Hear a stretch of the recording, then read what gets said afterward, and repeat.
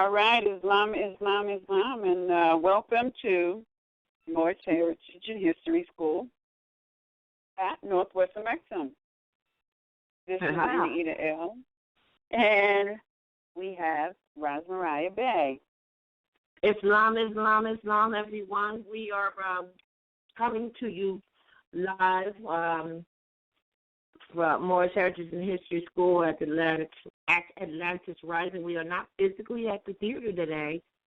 As stated on the site, there is construction, and they're having some scheduling issues. But we are here, and just for those who are interested in the theater, just keep looking at the site to tell you on the front page and or the weekly events page, not the calendar event, the weekly events page, as to that new schedule for the physical shows, physical appearances at the theater at New York.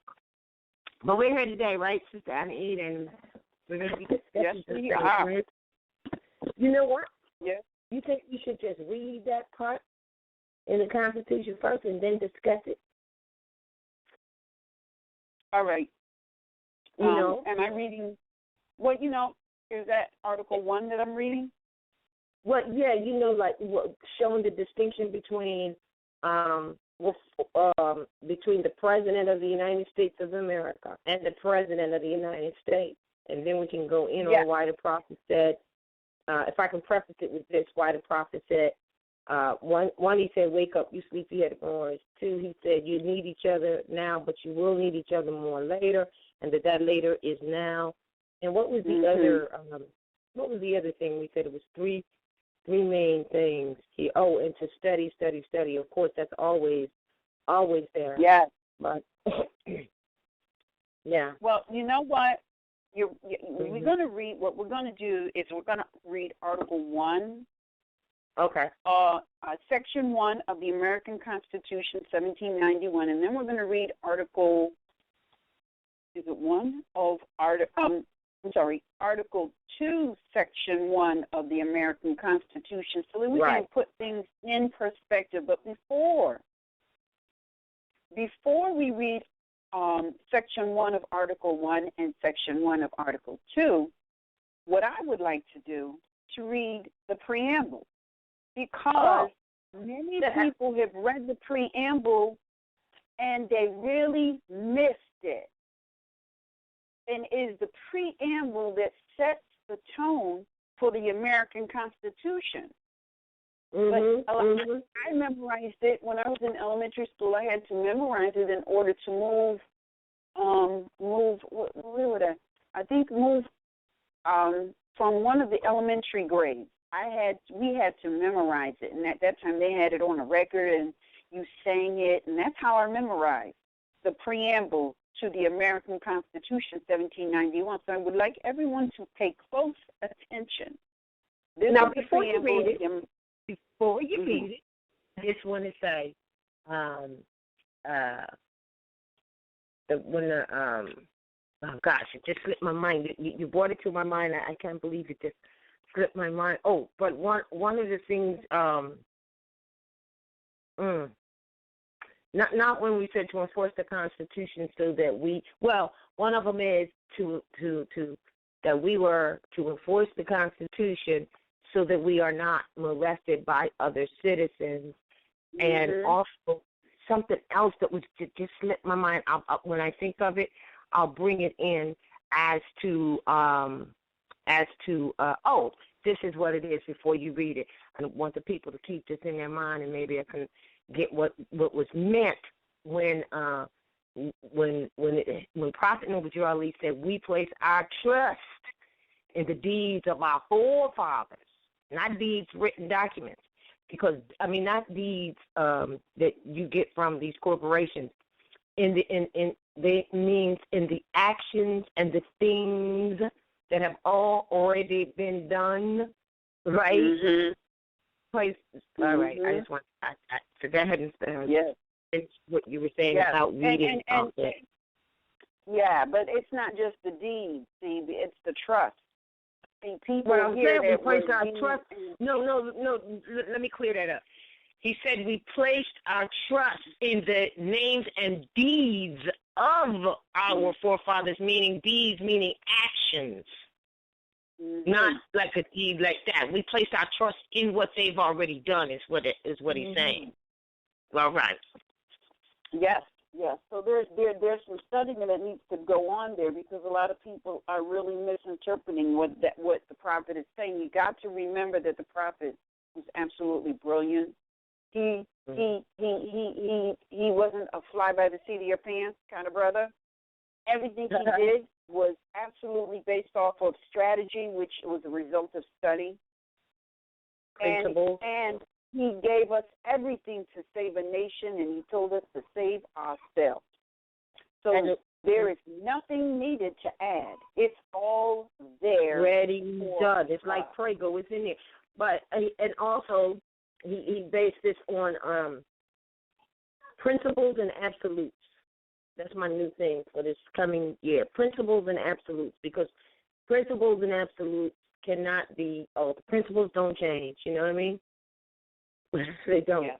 So what I'm going to do is I'm going to read the preamble to the American Constitution, 1791. If you do not have a copy of it straight out of the Congressional Records, you can go to RVBey publication under Sisters Standing on Law.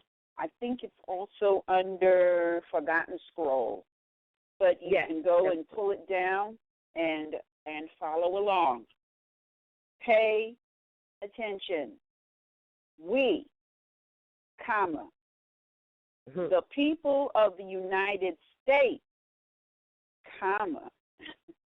in order to form a more perfect union, establish justice, ensure domestic tranquility, provide for the common defense, promote the general welfare, and secure the blessings of liberty, self, and our posterity. Do ordain and establish this Constitution for the United States of America. Can you say that again? Say that again. For who? Do ordain and establish this Constitution for the United States of America. All right, so it must be noted that there are two parties involved here. You have the United States and you have the United States of America. That's not Anna-Ede. That's right in the American Constitution, 1791, for our posterity. And so can I add something? Can I just say something? What you just read was one sentence, was one long sentence. Go ahead. That's what it was. Right in the preamble was one long sentence. Yeah, it is. Yeah. It absolutely is. And really, what it's saying is we, the people of the United States, in order to form a more perfect union, establish justice, ensure domestic tranquility, provide for the common defense, promote the general welfare, and secure the blessings of the liberty to ourselves and our posterity. That's all for the people of the United States. But here's the thing. We're going to really break this down. So let me just say this. It says to form a more perfect union, right? Mm-hmm. That means at least two things are coming together, right? Yep. All right, go ahead. Yeah. Now, that's one group of people, and then you get the second group of people. We do ordain. We, the people of the United States, we do ordain and establish this Constitution for the second group of people, the United States of America. Now, there's two parties here. Exactly. There's two parties here, and many times people have not looked at this. Just went right over their head. Mind you, I mean, most of us, it went right over our head. We didn't even get it. It started with going to these institutions of so-called public education that didn't bring that forth either. They didn't bring forth. That's right. That's right. That's right.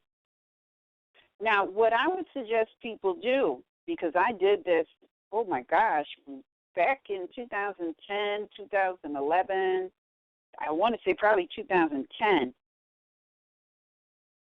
This is a representative form of government. It's a Republican form of government. And if you do the etymology on Republican, it brings you to representative, meaning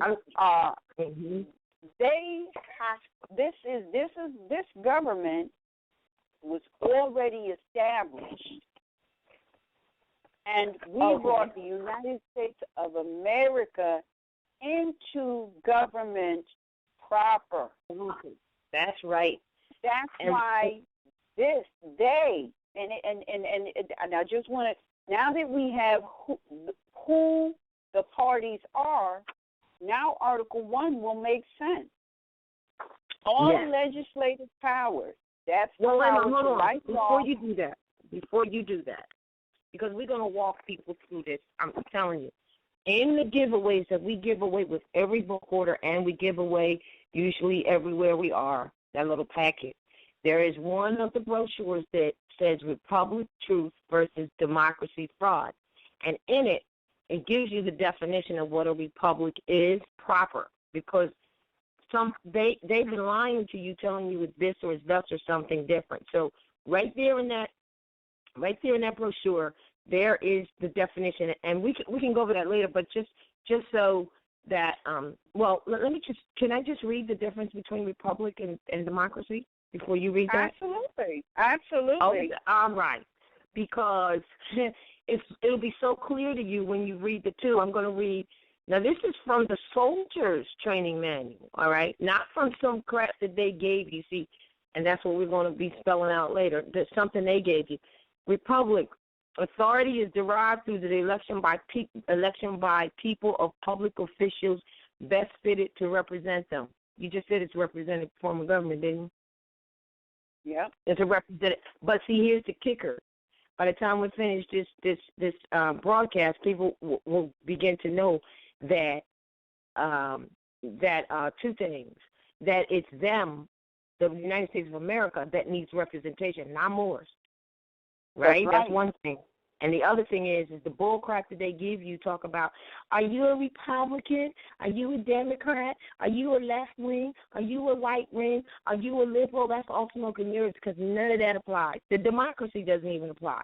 But let me just read Republic again. Authority is derived through the election by the people of public officials best fitted to represent them. Attitude toward property is respect for laws and individual rights, and a sensible economic procedure. Attitude toward law is the administration of justice in accord with fixed principles and established evidence with strict regard to consequences.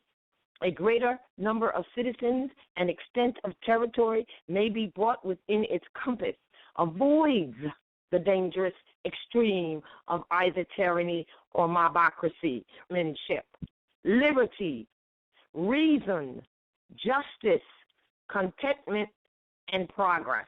Now, should I say the democracy definition for later so we don't contaminate people's minds? We'll go through that later. Yeah. All right. Yes. All right. So we have the definition of representative. We have the preamble.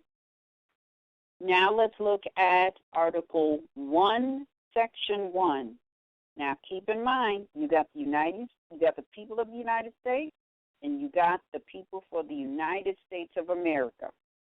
Now, Article 1, Section 1 of the American Constitution reads, all legislative powers, that's the power to write law, herein granted, shall be vested in a Congress of the United States. That means Congress is of the United States, not the United States of America. Then it says, which shall consist of a Senate and House of Representatives. The House of Representatives shall be composed of members chosen every second year by the people of the several states. And the electors in each state shall have the qualifications requisite for electors of the most numerous branch of the state legislature. No person shall be a representative who shall not have attained the age of 25 years and been 7 years a citizen of the United States, not the United States of America. Everybody's clear on that? There is no citizenship for the United States of America. That's right. And who shall not, when elected, be an inhabitant of that in which he shall be chosen. Representatives and direct taxes shall be apportioned among the several states, which may be included within this union according to their respective numbers, which shall be determined by adding to the whole number of free persons, including those bound to service for a term of years, and excluding Indians not taxed, 3/5 of all other persons. The actual enumeration shall be made within 3 years after the first meeting of the Congress of the United States, and within every subsequent term of 10 years, in such manner as they shall by law direct. The number of representatives shall not exceed 1 for every 30,000, but each state shall have at least 1 representative. And until such enumeration shall be made, the state of New Hampshire shall be entitled to choose 3, Massachusetts 8, Rhode Island and Providence Plantations 1, Connecticut 5, New York 6, New Jersey 4, Pennsylvania 8, Delaware 1, Maryland 6, Virginia 10, North Carolina 5, South Carolina 5, and Georgia 3. When vacancies happen in the representative from any state, the executive authority thereof shall issue writs of election to fill such vacancies. The House of Representatives shall choose their speakers and other officers and shall have the sole power of impeachment. That is your Article 1 and Article 2 of the American Constitution. So this is letting you know that there is the United States and there's the United States of America. The legislative powers belong to the United States, all right, and that's it, period. However, the several states, which falls under the United States of America, send people to participate in the Congress. All right, so now let's look at Article 2 of the American Constitution. Article 2, Section, I hope I didn't go past it, because this is most interesting. When you start to really look into this, you realize that people have absolutely no idea what they're dealing with. Article 2. Article 2, Section, well, Article 2 is just one long section, and it's not broken up. I'm going to read as much as I think is relevant. Okay, so the most impacting portion of Article 2 of the American Constitution 91 is the first paragraph. The executive power shall be vested in a president of the United States of America.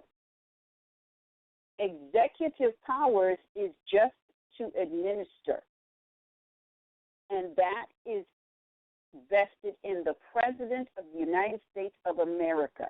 This is not anything that NE is making up. This is right in the American Constitution. So the President of the United States of America right now is Barack Obama. And then you have these other modern Europeans who are running for this seat of the President of the United States of America. Now let's look at this some more. He shall hold his office during the... Wait a minute, before you go on, I want to make sure that the people got what you said about the powers that they have, the United States of America. It is only executive powers, meaning only executive powers. They can only enforce the law. They cannot make any new laws at all. Right. And there is a manner in which that is done, but we'll go through that later and tell you why none is made. First of all, they are making them, making what they're saying is law, and because of our lack of knowing that they can't make law, it's the law. They said it's the law, you got to do this. Because we don't know, we accept it. But as Moors, as beys and elves and beys, we are to enforce the law. That's what the prophet said. Enforce that Constitution if you don't want to be molested by these other citizens. And we just identified who the other citizens are, which comes under the United States of America, which is what the Constitution was written for, to keep them in check. And we are supposed to make sure, the people, that we're not molested by them and enforce this Constitution. So I just wanted to reiterate, they only have executive power. So all these years that they've been talking about they're making laws, guess what? No, they have not. That's why we say, listen, a statute is not a law. And as we go through, you'll see that. You'll see exactly what we're saying is true. Like you said, it's not you saying it, it's not me saying it. It is what it is. That's right. And that's right. And just to be clear, the only reason that they can write statutes, because a lot of people are not clear, statutes is not law. Statutes are written to administer the law. That's right. It. They're not law. And that's why whenever anyone says, oh, it's the law, you need to ask them, well, can I have a copy of the law? 9 times out of 10, they're going to give you a statute. What you need to then ask them for is the law that this statute is based on. And that's why in the 7 elements of due process, the law that this statute is administering. Right. And that's also why in the 7 elements of due process it says you cannot be charged with a statute. It must be clearly defined. The law is that now you have violated. All right. And now it makes sense. Now that makes a lot more sense. Yes. And when you start to, it's really, really sad, because when you really start to analyze the American Constitution, you find that the people have been severely lied to. Severely. Ignorant to the law of those severely, right? That people have been severely lied to. Not just the Moors, especially the Moors, but all the people, even the modern Europeans, because, look, everybody, one of the reasons why we wanted to really talk about this is because everybody has been, for some years now, just absolutely losing their mind around the election of the President of the United States of America.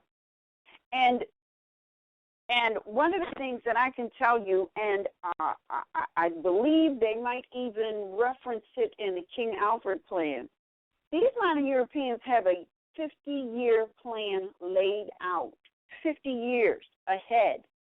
All right? They already know who the president is going to be. If nobody was to vote, and I mean nobody, there would still be a president of the United States of America elected, because was already decided 50 years ago. Right. And not only that, because they're not operating under law, they're not operating under a republic. They're renegades. Well, here's an opportunity. Let me just read democracy.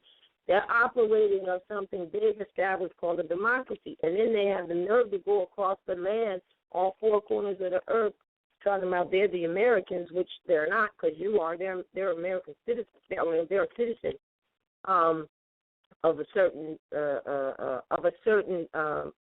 ranking, which is what the Constitution that we're talking about defines, their limits, their limitations, what they can and cannot do. So they go across talking about, yeah, we're going to go over there and we're going to give them a democracy. And we the people are sitting here, not saying anything, not doing anything. And they're talking about democracy in the name of America when the American Constitution is guaranteed a republic form of government, which has nothing to do with their little games that they're playing with whether or not you're a Republican, whether or not you're a Democrat, whether or not you're a liberal. They made up all that stuff, that smoke and screens, because the Constitution guarantees a republic, not a democracy.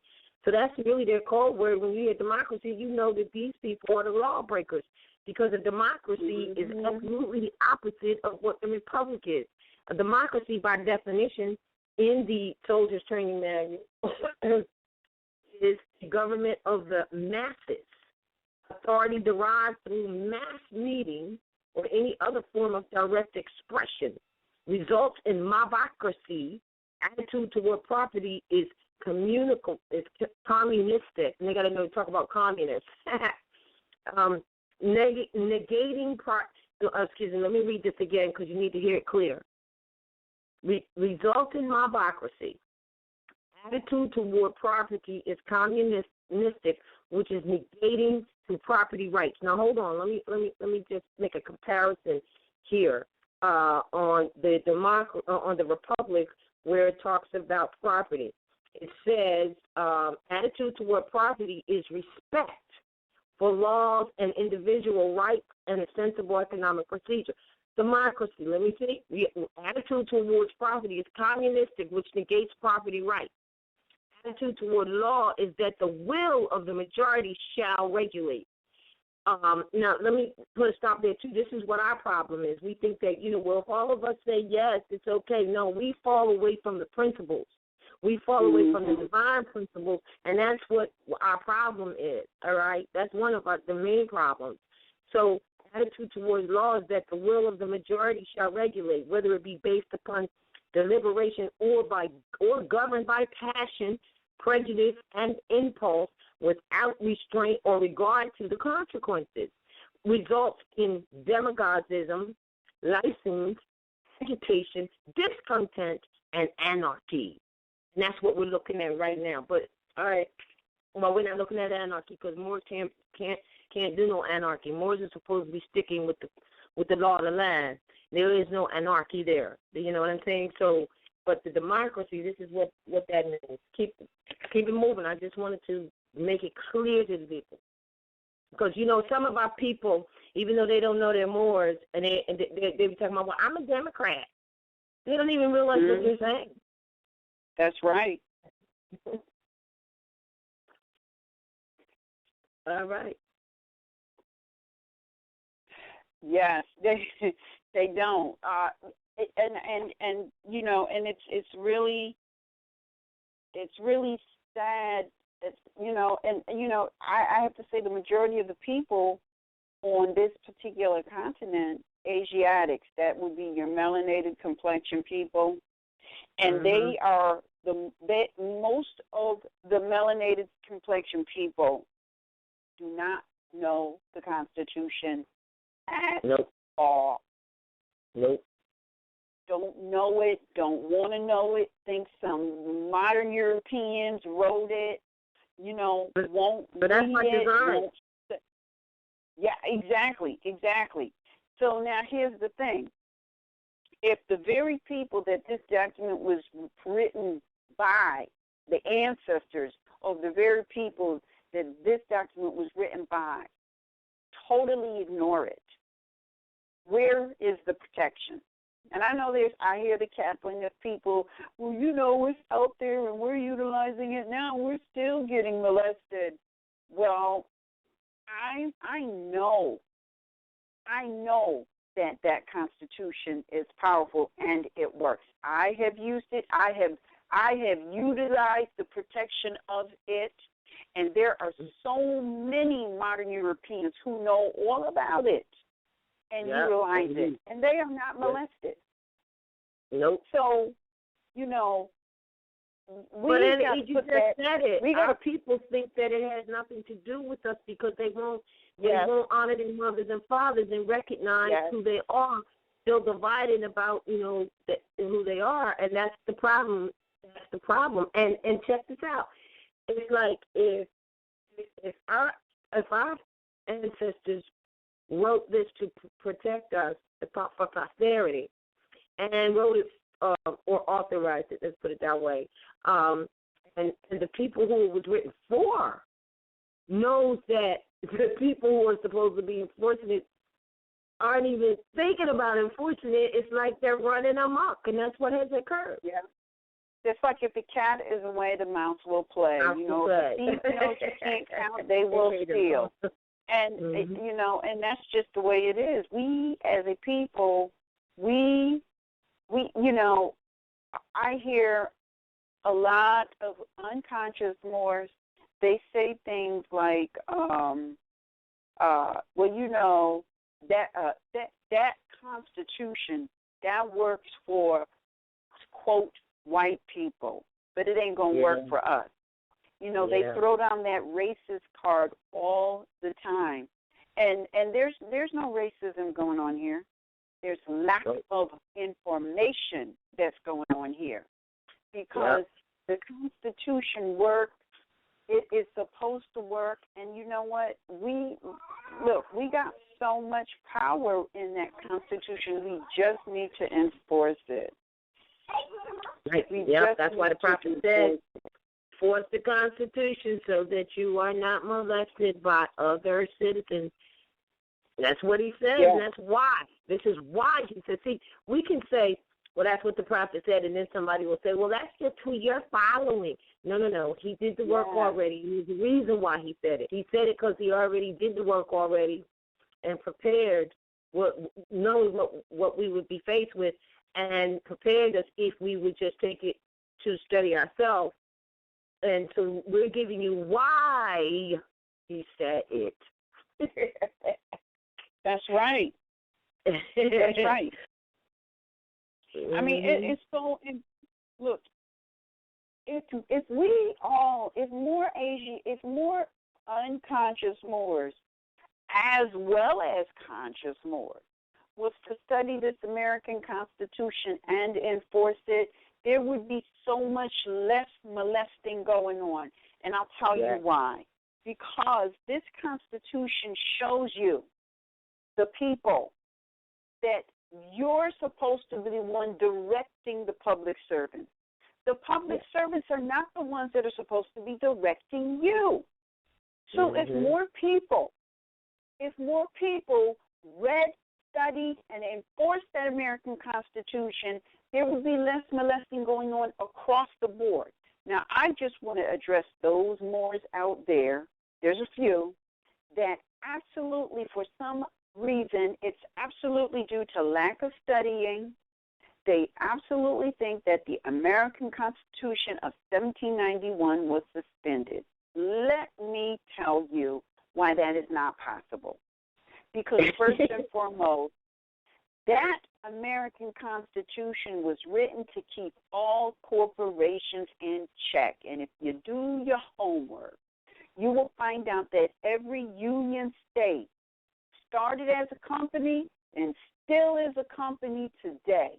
No union state has the authority to suspend or cancel or get rid of the supreme law of the land that was written to keep their behinds in check. There you go. The only way that American Constitution of 1791 cannot keep the corporations in check is if the people do not enforce the Constitution. That's and I'm talking about the Constitution of 1791. There's your 7 articles and your 10 Bill of Rights. I'm not talking about that crap that they wrote, starting with the fraudulent 13 all the way through to whatever they got going on. All of that is written, if it is not in harmony with the principles of the American Constitution, which is to protect the people from foreign and domestic invasion, it is absolutely voided. I don't care who put pen to paper and wrote it. And that's preserved in the Constitution itself. It tells you in Article 6, if you get a hold of anything that violates what's already established as rules of law, that's already established in this Constitution, we're telling you right now it doesn't have standing.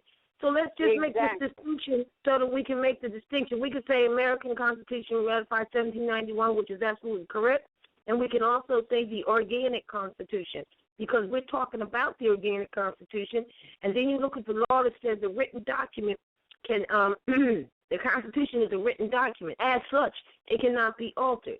And then and this is case law. And the other one, they said, well, we have to look at it for what it meant when it was written, because they can't alter it. So I'm just giving additional supports to that. But we need to be cognizant of the fact that we're talking about the Organic Constitution of 1791, American National Constitution, right, that was written for these people, not the Constitution that they put in front of you where they got amendments, like you said, whatever the amendment is. No. They're working on some other stuff, just like they're working on a democracy. That's not what you're enforcing. And you know, and this is another thing. I just want to put this out there because I am so sick of people talking about the 14th Amendment, so-called. I'm going to say the so-called amendment. Well, they use the 14th Amendment to make me a fiction, a corporation.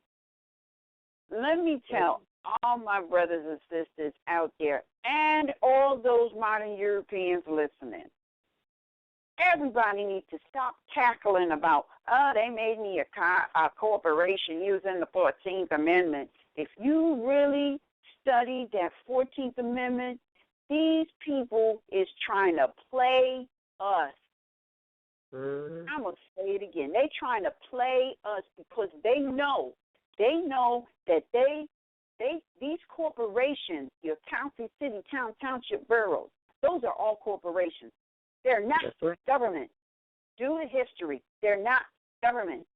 But these corporations, because we don't do it, I'm not talking about the modern Europeans, because you don't see too many modern Europeans in the so-called public school. You know why?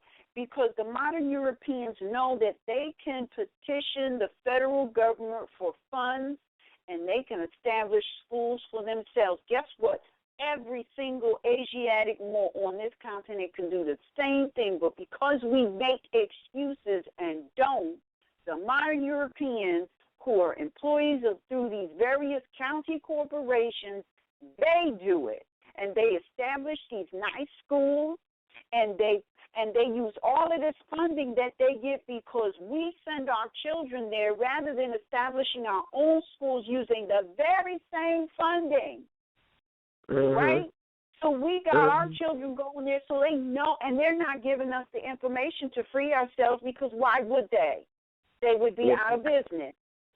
So they know that we do not have the mental capacity. Yes, I said it. We do not have the mental capacity to read the 14th Amendment and know that they have just documented in the Registry of the United States of America treason and take them to task for that. The 14th Amendment is evidence of treason. If you read in the Blackstone 4th edition dictionary, the definition of person, it says the definition of person as it is used in the 14th Amendment is a corporation. All right? So now how can a corporation have a nationality? How can a corporation have rights? How can a fiction have all of these things that is involved with the divine beings that are flesh and blood that come here? That is treason because they're seeking to elevate a fiction to the same status as a divine human being. That's treason. The 14th Amendment is evidence of treason. So stop talking about, oh, they made me a corporation using the 14th Amendment. No, they just playing you.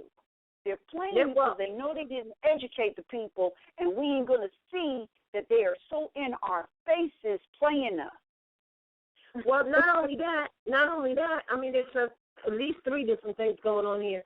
One, as you just said, that it never was written for it never was written for natural people. Now we've already said that 1,000 times, but a little bit of study is necessary to prove it to be so. And you just uncovered that when you look up the word person, it absolutely uses that amendment, the 14th Amendment, to prove the definition of what is a corporate person. So you know it was never written for you. But the other, that's right, and the other thing is that it wasn't ratified. But the third thing that I would like to put on the table is this is why we're going to go to the reasons why Prophet Noah already told you. He said, look, there's no need for the 14th and the 15th, and that would include the 16th and anything else going on, which is about taxes, for the salvation of my people. So what did he tell you? He's telling you what we're telling you right now. Don't even pay attention. It doesn't apply to you. It's so annoying when you find people that are in the temples that are grand sheiks and leaders and guides telling people they got to naturalize back in because the 14th Amendment took them back out. Prophet Noah Lee said, don't pay attention to that. There's no need to even deal with it. So there is another example of not studying. That's ridiculous. And, even in the 16th Amendment, which comes after the 14th, the 15th, and the 16th, dealing with taxes, which is for corporations. Because I used that one situation. I said, well, the 16th Amendment didn't get any new taxing powers. But furthermore, it was written for corporations only and not natural people. Shut them right down. That's right. And you can do that. And you're so right. And the other thing about that whole taxing thing, that many people, they really, look, there's so much case law, not to mention the Constitution, all right? Not to mention RVBey publications right there on the page. Right. There's so much case law that lets you know, without a shadow of a doubt, listen to me, people, that the taxing returns, the reporting of taxes, or the recording of income for tax purposes, it is for corporations.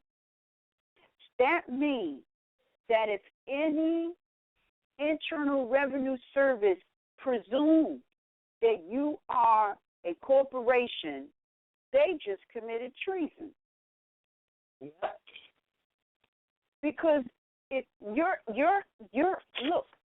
labor, your energy, the compensation you receive for the expending of your energy cannot be taxed. It cannot be taxed. But the majority of the people have been mentally conditioned to, look for this end of the year tax return like it's some Christmas club check that you're going to get. That's the way they look at it.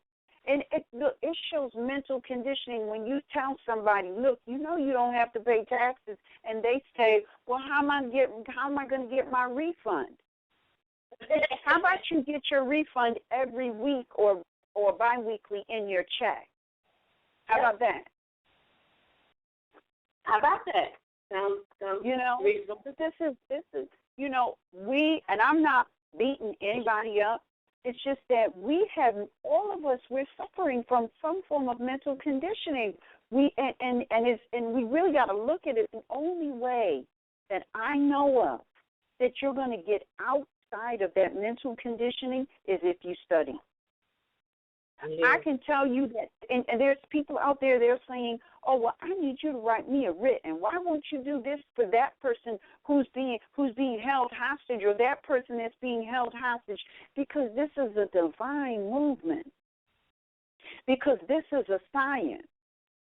And because as a Moor, you got to know it is a divine and national movement which includes the science. So I can write you a banging writ. But if you have not overcome the mental conditioning that you are suffering under, that banging writ is not going to do nothing. Right. And people are taking advantage of others because of that, too.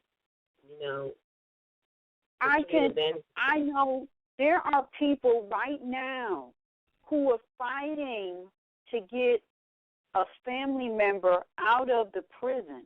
Right now, they're writing slamming writs. And every time the writ is received and they're ready to release the person that is being held prisoner, the very person that's being held prisoner, their mental slavery kicks in, and the writ gets voided. Many times by the very word that is coming out of the mouth of the person who is being held prisoner. That's right. They put themselves back into. That's why when you read identity, it says that the person is what they are, or what they say that they are or soon to be, which includes whatever is in the writ.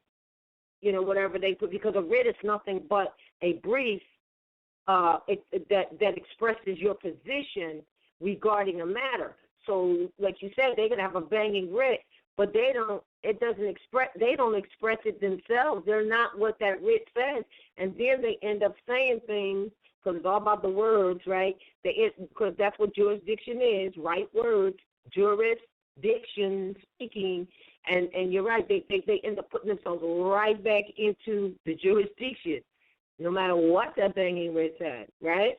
Yes.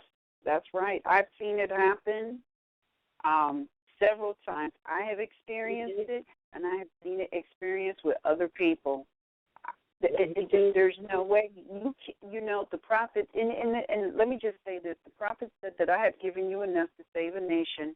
Now go out and save yourself. Yes. Our problem, and I'm using the word problem, and I really don't like to use that word because to me everything is a challenge to be overcome. But this is a serious challenge that borders on problem. We seem to always want to get it into our heads that instead of saving ourselves, which is so easy to do, we're going to save somebody else or everybody else, which you're never going to be able to do. You're never going to be able to do that. That's why you've got to save yourself. That's why the prophet said, I gave you everything to save a nation, now save yourself. That's why he said it. That's exactly. And you know what? I'm glad you brought this up because I was talking with someone the other day. I don't know if we mentioned this on the show the other night or not, but this would be a good place to mention it. By the prophet saying that, whenever you hear someone say, the prophet's work was not finished, or the prophet left and his work was not done. No, that's code word for someone trying to deter you from listening to his work because it was done. That's why he said, right. Listen, I've given you enough information. You can save an entire nation with this information. All I'm saying to you is go out and save yourself. Now, if you save yourself and you save yourself and you save yourself and I save myself and everyone did that, we would all be on the same page. And that's where we are now. We're forced to make these changes. That's another thing that we have to recognize in these days right now. But don't listen to people tell you his work wasn't done because that's a direct contradiction to what he said himself. Yes. That means that, look, I'll say this, and that's why I encourage everybody to read, to get a hold of all of the prophet's work. The only place I know you can get as much of the prophet's work that is available is at RVBey Publications. You go and you read all of his work and read the prophecies and the statements. Now, the prophet, he has the title Ali, all right? Now, when you have the title Ali, you can manifest, all right, at will. That's why you have that Ali title. That's why you can't give yourself that title. When you read the prophecies and the statements, there are writings of other people that tell you, let you know that the prophet was at that Ali place.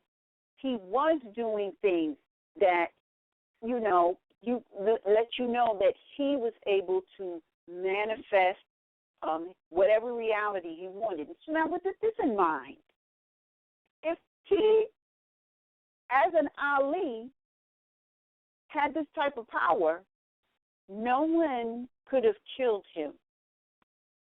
And this is why he said, do more on the other side.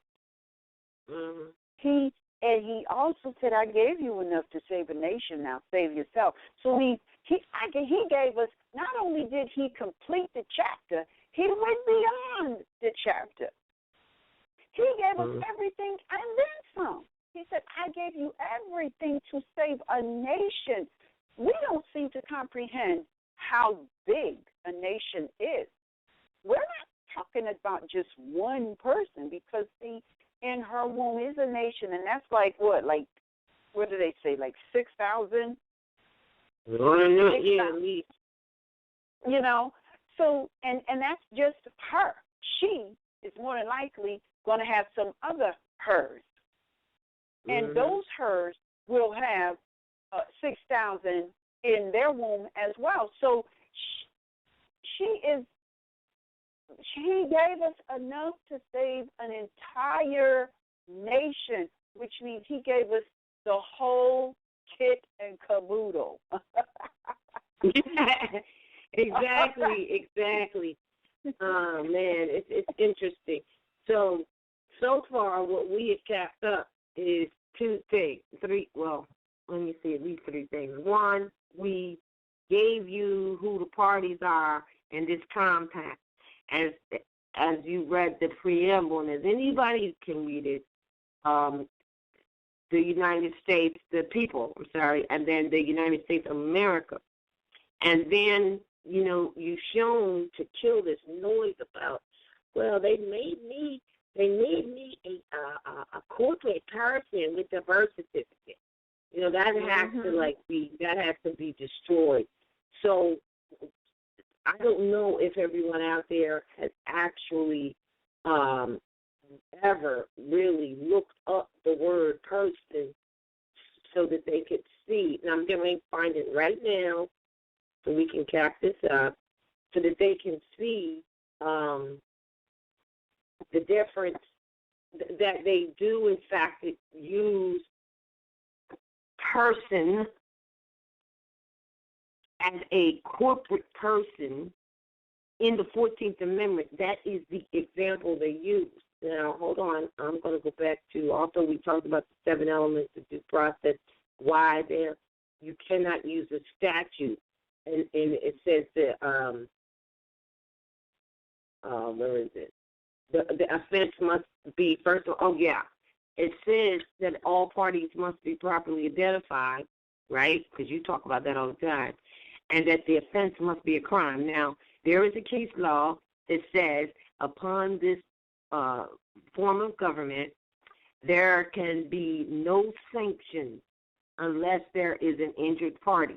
Now, everybody knows they're going into these little tribunals and they're sanctioning you and fining you and all kinds of things, and there's no injured party, which means there's no crime that has been committed. And, and if you are dealing with contract, then they would have to put the contract on the table. If it's not a crime, then it's only civil or criminal. Remember, we talked about that before. And it says the accuser, number 4 in the 7 elements, is that the accuser must be identified as a natural person and not a corporate person, right? Well, if the accuser must be, right. So with that, then you say, well, gee, what's that? Natural person as opposed to a corporate person. So that would, I would think, lead you to go look up, well, are there different kinds of persons? We already said there was. There were, and we've shown you. So Then you will go look up persons to find out. And I'm trying to find it right now in this book that I never really put out called the Civilian Handbook. But the definition, I don't know if you have it in front of you, so I'm going to try and find it. What is it? The definition of person, where it says as used. Oh, yeah. I got it right here. Okay. I found it. I actually do have it. Yeah, I have it right here also. I just found it. Oh, all right. So, and also a legislature, not on their statute. Here it is right here. Oh, I found it. Persons are of two kinds. Now, this is looking up person, because we just said that, it's natural person, an artificial person. And so it says persons are of two kinds, natural and artificial. A natural person is a human being. Artificial persons include a collection or succession of natural persons forming a corporation, a collection of property to which the law attributes the capacity of having any rights and duties. The latter class of artificial persons is recognized only to a limited extent in our law, right? Yeah, I'm trying to find it. Says, I can't find one where it says as used in the 14th Amendment. It's in there. It's in there. Yeah. Hold on. It's actually a case law. Yes, it is a case law, but it's also a definition of in person. Yes. Okay. It's corporations are persons, as that word is used in the first clause of the 14th Amendment. All right, that's it. That's it right here. Say that again. Persons are corporations. Corporations are persons, as that word is used in the first clause of the 14th Amendment, and the case law being referenced is, hold on a minute, let me find the beginning of it. What they just said is corporations are persons as used in the first clause of the 14th Amendment. So hold on for a minute. We know how you go to rewind, say it again, like they do on some of the YouTubes. All right. So they're telling you right there that the 14th Amendment is meaning an artificial or corporate person. So how can it be you when nobody can change your descent nature? I don't care if they did 25 cartwheels, jumped up and down at your birthday. It doesn't matter what happened. No one can change your descent nature. It's impossible. So the 14th Amendment, when we start going around talking about the 14th Amendment did this and the 14th Amendment did that, excuse you, the 14th Amendment was written for artificial people. That's right. Which is not you. You were born from your mother's womb. That's not you. So if we're talking birthright, then when you were born, you weren't born artificial, and nobody can make you artificial. That's right. So we cap that up, and you were going into, I don't know if you were going to go any more into Amendment 2, but I just wanted to say one of the reasons that I was inspired to say we need to discuss this today was because I woke up this morning with this thought in my head.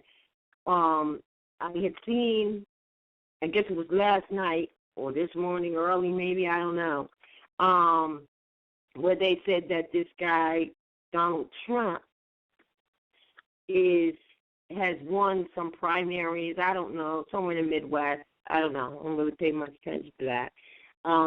And, they're like, wow, he might be the president. Well, we wanted to be clear, number one, that we should, at this point, wake up, because it doesn't matter who they elect for the president of the United States of America. It doesn't represent or have anything to do with you, Moors. And not only that, they're showing you in your face the ridiculousness of their of what they have always been doing. It is absolutely a high ridiculousness. And the universe is showing you, really. Now, forget what they're showing you. The universe is showing you, bringing us to the place where Prophet Noble Jewelry said, wake up, you sleepy-headed Moors. Number 2, he said, you need each other, but you're going to need each other more later, which is now. And also that, excuse me, that even these modern Europeans, are disappointed at this shenanigan clown act that's going on. Even they are disappointed at it, even though it's all smoke and mirrors anyway, as we know, or we ought to know. But even they are disappointed. But guess what? It's in their face, too, because it is so ridiculous that there is no way that no one cannot see this.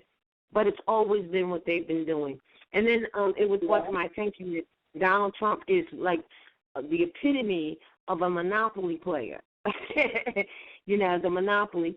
And then some people are saying, well, you know, all the businesses that he's had, he's always gone bankrupt. You know what? That's irrelevant because he's bankrupt anyway. They've always been bankrupt. It's a joke, and it's in your face more. And it's time to seriously wake up because, look, if you don't wake up,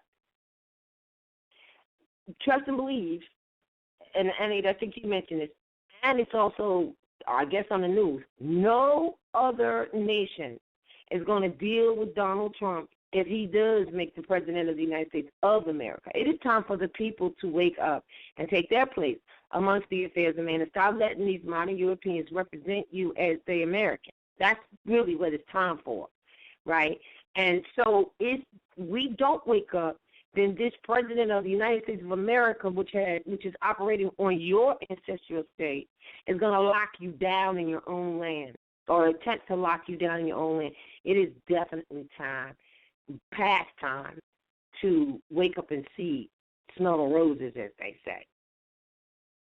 Not saying that you need to go to do no protest to see, you don't need to go do no protest so that he's not the president of the United States of America. You need to recognize who is who and what is what, and that's why we did this today. It's crazy. It is. One of the challenges that we as a people have, you know, we have many challenges. I'm not saying that we don't, but, you know, our biggest challenge is that we suffer from mental conditioning, and we behave as though we're not mentally conditioned. Yes, we are. We're so said, I came to what? Take you out of your mental slavery. Yes. We so suffer from that, you know, a lot of times, more times, we get into situations because of this mental conditioning. And that's really why the prophet said that we need to study, as I have said, and will continue to say, the only way that we are going to get from underneath the lack of information and the avalanche of lies, really, that the prophet talks about, is if we study. Mm-hmm. That's the only way. There is no other way. Mm-hmm. Yeah. And you know what? I'm going to just go back for a second. I just found something else here. When they do say a person, in terms of it being a natural person, check this out. It says a person, a man considered, and when it says man, it means generic, male and female. A man considered according to the rank he holds in society, all the right to which the place he holds entitles him, and the duties which it imposes. That's why I tell people, you know, your status, once you say your nationality, it sets the stage for matters regarding jurisdiction. And there's a duty and a responsibility. That's what status is your relationship to the community. But it's not a mere relationship. It is a legal or lawful relationship. we have to understand that. And the other thing is, because we had mentioned about taxes real quick, and I know I have this on the site on the About Taxes page. The persons was clarified who could be taxed and who could not be taxed. I mean, it's already done anyway, Article 1, Section 8. But to clarify that, I remember when you found this case law, I remember you giving it to me, and it was at a time when I really needed to use it right thereafter. But it says persons are not, let's get to this commerce thing, all right? Because you know how most of our boys are going around talking about commerce this and commerce that, right? Persons are not the subjects of commerce.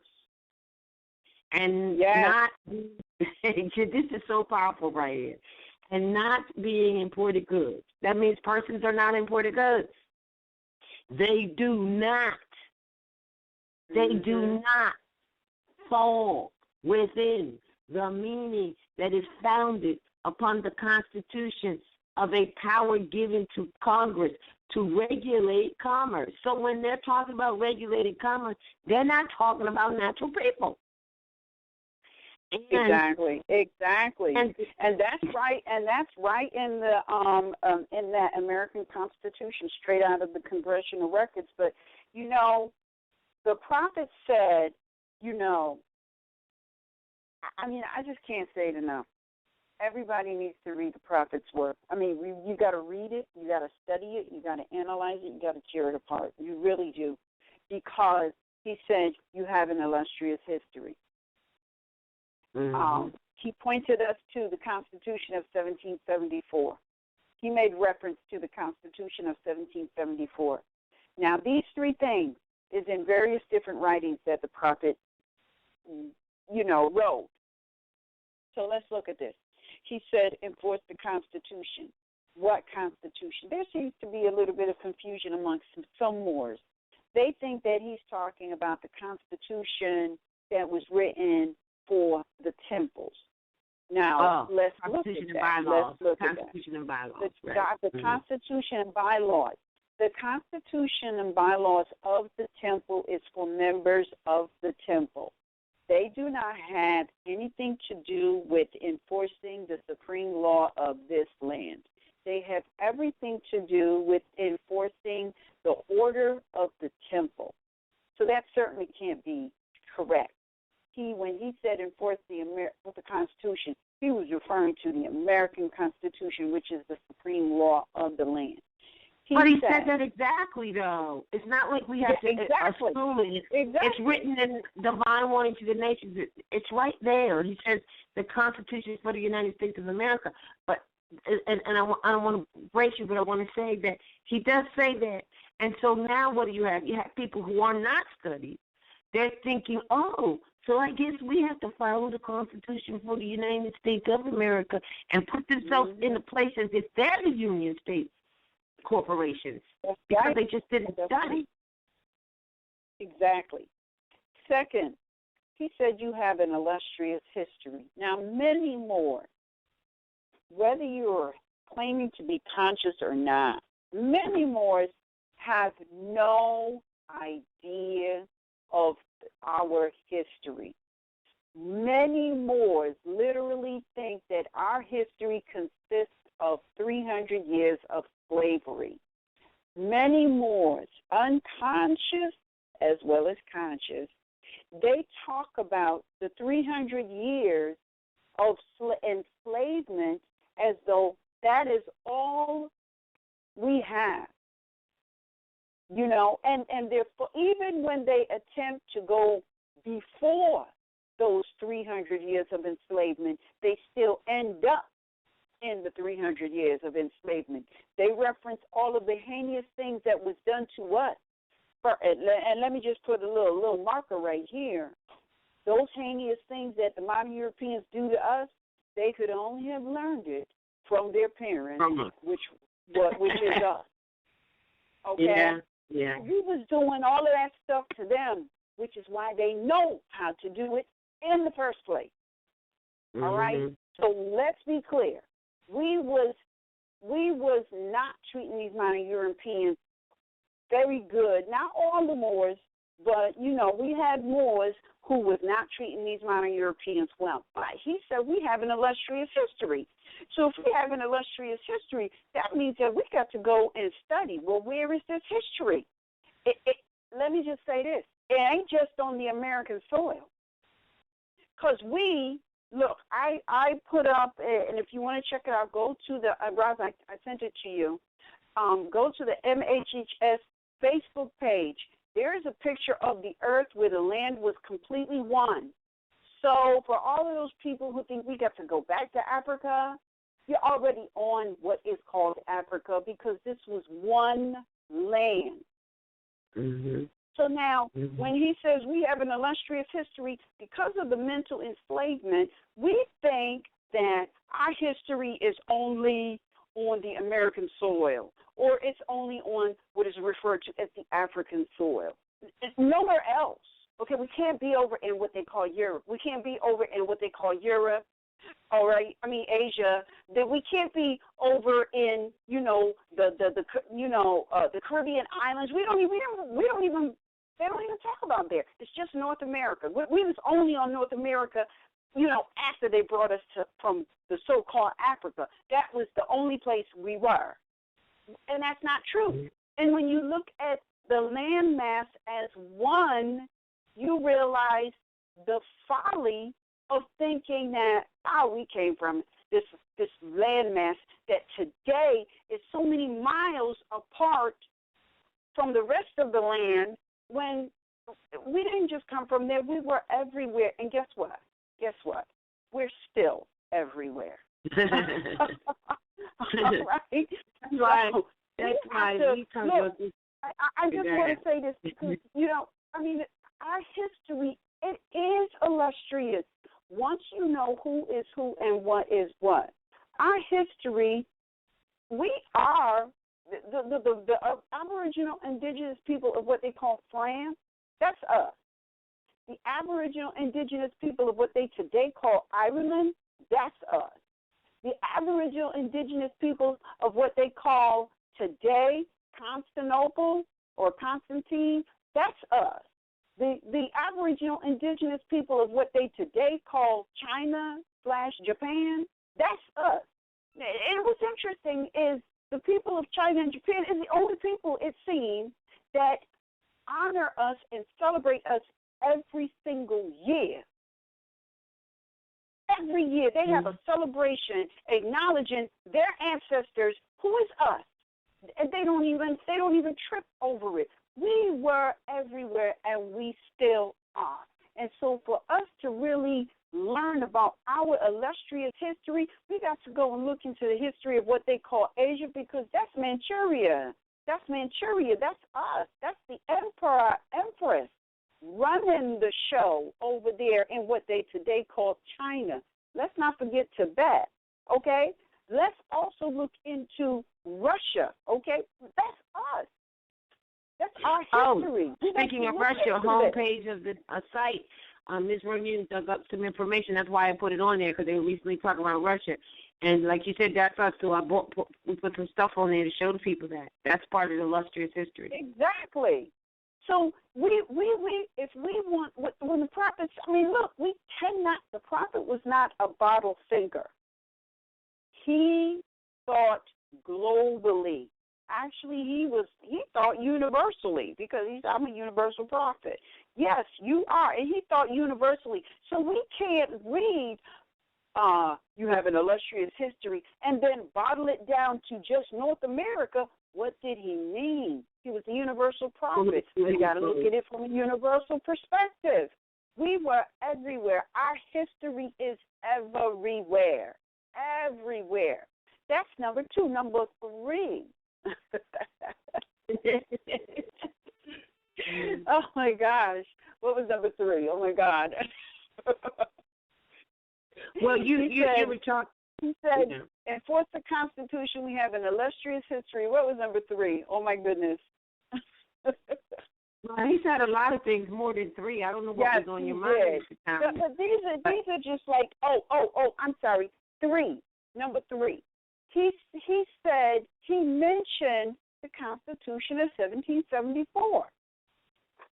Now, how many people know of a Constitution of 1774? So, I didn't know, Rob and I, we did not know. So we had to go, look, we ain't the only ones supposed to be doing this researching. That's what study is all about. We're not supposed to be the only one. This is not just our divine and national movement. This is not just our birthright. This is everybody. The reason we do these classes is to get you to think. The Papa said, if I can just get you to think, and you mess around and free yourself. Mess around, I added this. I added that. You free yourself.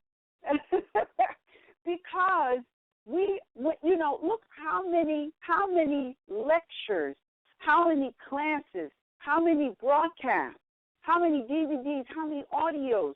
These things are your tools to help you to start thinking, so that you can read, listen, and think about one thing. The one thing you're not supposed to be doing is listening to this stuff and thinking, how can I get some stuff?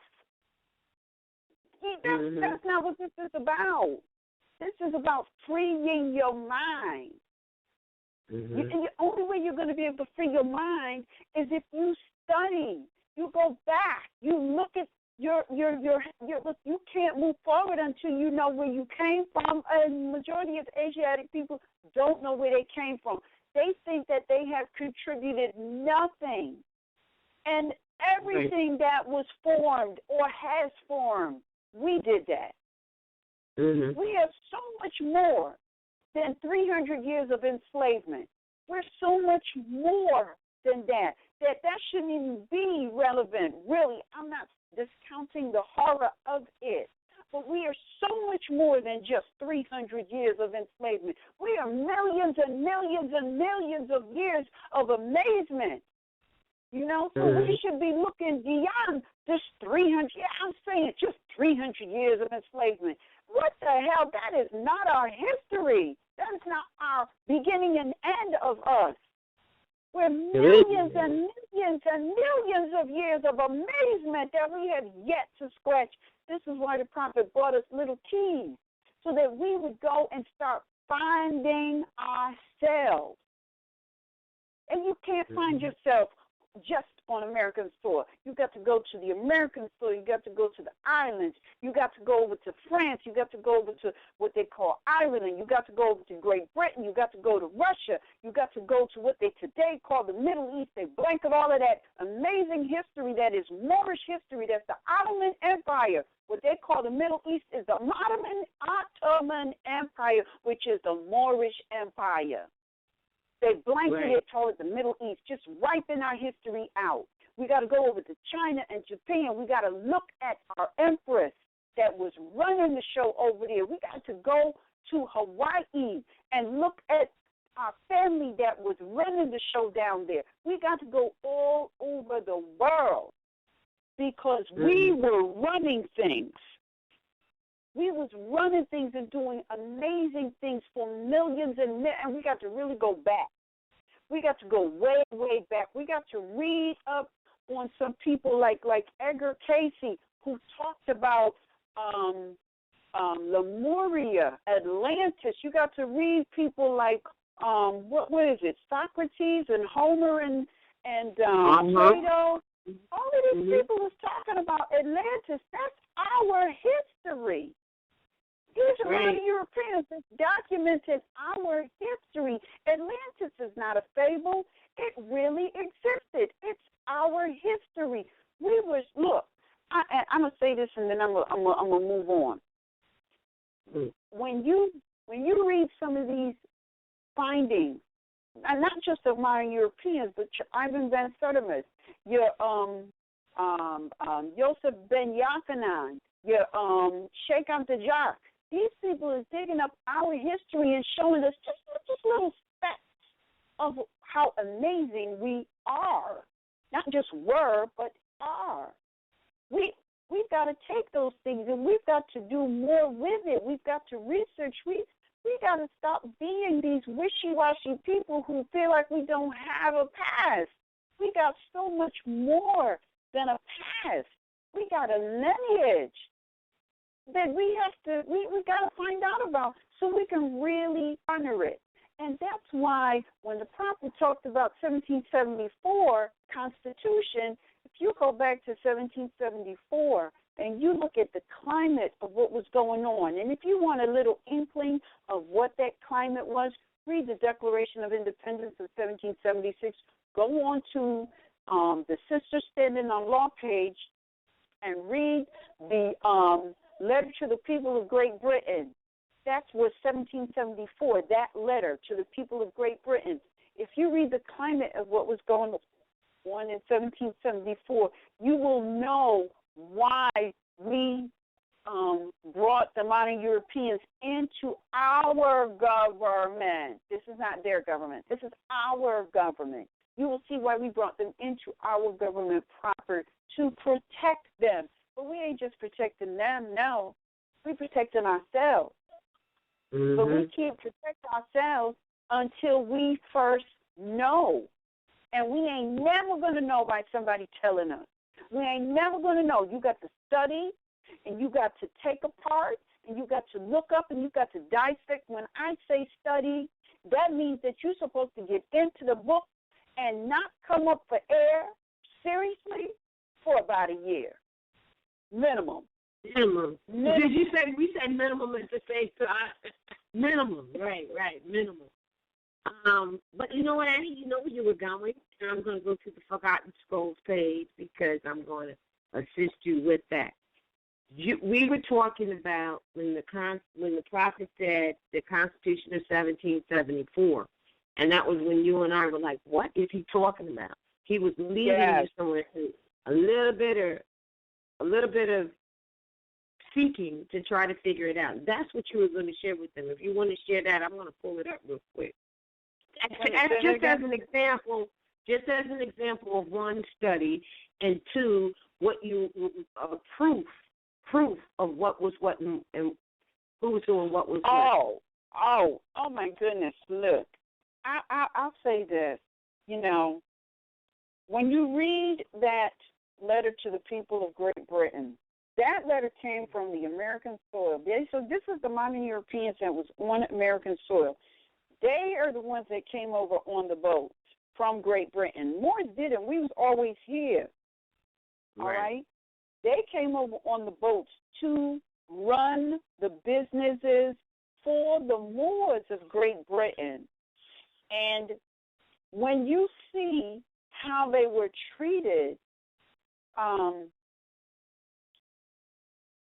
what you'll see when you read this letter is that they were being treated by the Moors of Great Britain. See, because you got to understand that the government of America has been infiltrated by Moors and subsequent amalgamated Moors of Great Britain, because Great Britain never wanted to lose their grip on those modern European slaves.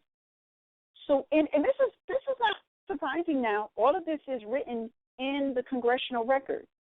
So the government of the United States was slowly infiltrated by modern Europeans of Great Britain who double-crossed the very Moors that protected them. But these modern Europeans, in double-crossing the Moors of Al-Murat, got double-crossed by the Moors of Great Britain. Yes. Yep. All right. So when you look at this what was going on, the treatment that was going on is absolutely why the protection was extended to them.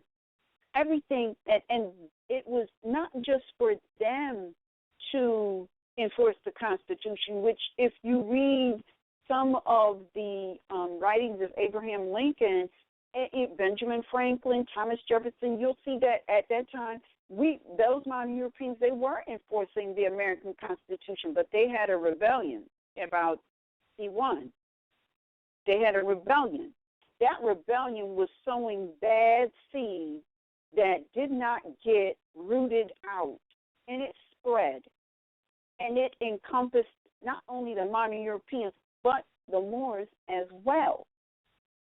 And because we did not nip that in the bud, it spread until the very treatment that those modern Europeans were experiencing in 1774, today, 2016, the Moors are experiencing it from those modern Europeans who essentially turned traitors, really.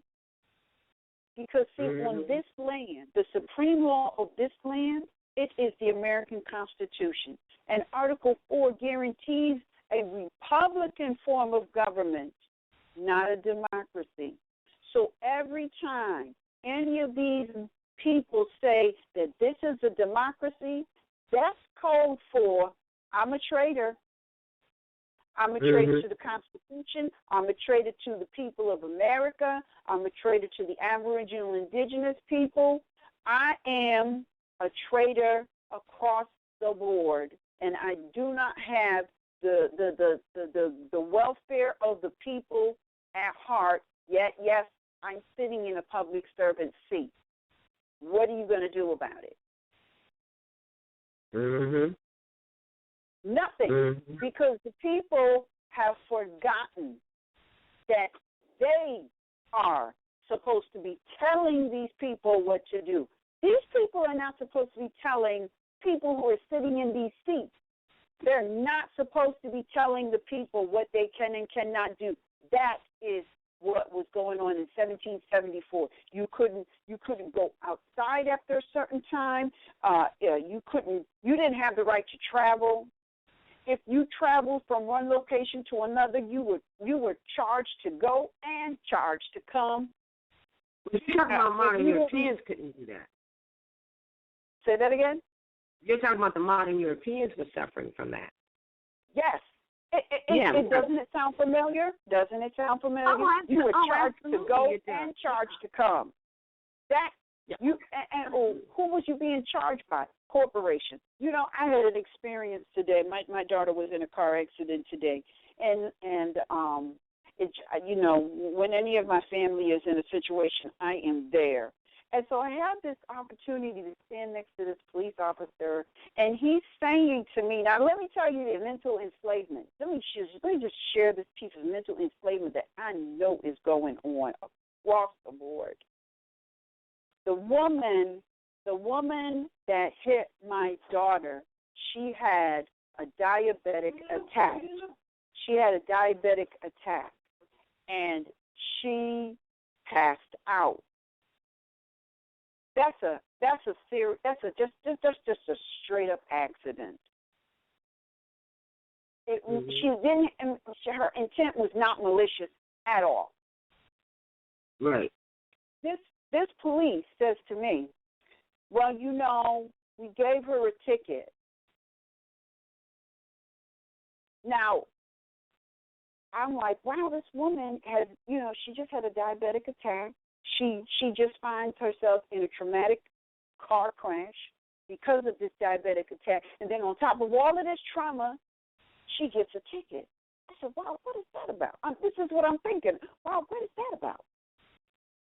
So I said, well, you know, while I have this opportunity, let me just ask this man the question that is on my mind. So I said, excuse me, I have a question for you. And he says, I'm hoping that I can answer it. I said, just out of curiosity, she had a diabetic attack, and this was a bona fide accident. He says, yes. I said, why is she getting a ticket? He says, well, you know, if it was something else, I wouldn't have given her a ticket. But in this case, it's clearly her fault. And so I have to give her a ticket. And if I didn't, your daughter's insurance company would be very upset. And I'm like, wait a minute. So they're giving out tickets so that, because apparently if there is the one question they ask you when you call these insurance companies is, when you call these insurance companies is, did they get a ticket? In their minds, if the person, whoever got the ticket, they're the injured. They're the one that caused the problem. That's how they look at it. So they give a ticket. But here is the foolishness of it.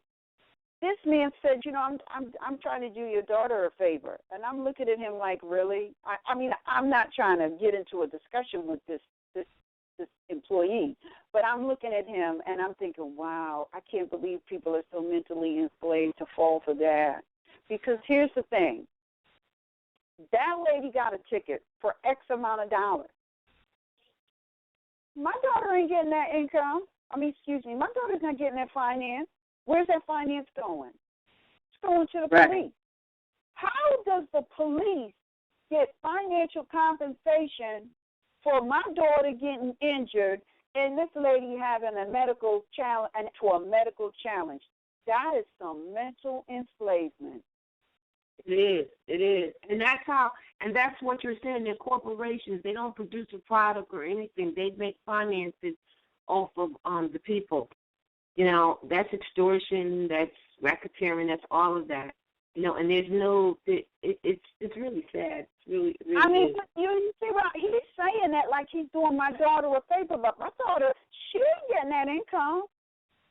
A third party that has nothing to do with the incident at hand is going to get some income. They weren't injured. They weren't a part of the issue, but they're going to get some sort of compensation. And I was like, wow, that is hard. That's clear, right? All right, that's so clear. And you know what? The majority of people never question that. Nope. Now, here's the thing. If I am at fault for an accident, all right, I'll be damned if I'm going to mail that income to the police corporation. I'm going to mail it to the person who I injured. But I got to pay for their damages, plus I got to give a little something to the police. That sounds like racketeering to me. That sounds like some straight up racketeering. Right, exactly. Now, getting back to how we, as an example of the study of the 1774 Constitution, because what we're talking about now is the consequences, being raped and being extorted by these corporations and their governments, as you just explained. That is because of our lack of knowledge of who's who and what is what, right? Now, when we checked out I'm taking a second here because I want to just show a short analysis on two documents, right? One of them is this article, the Constitution of 1774. We're like, what Constitution of 1774, right? Then we ask that question. Yeah. What is he talking about? So in doing all the research that we could find, what did we come up with? The Articles of Association, October 20th, 1774. So hold on. Now the prophet is sending you to something written in 1774, which is prior to them even gaining independence, correct? That's right.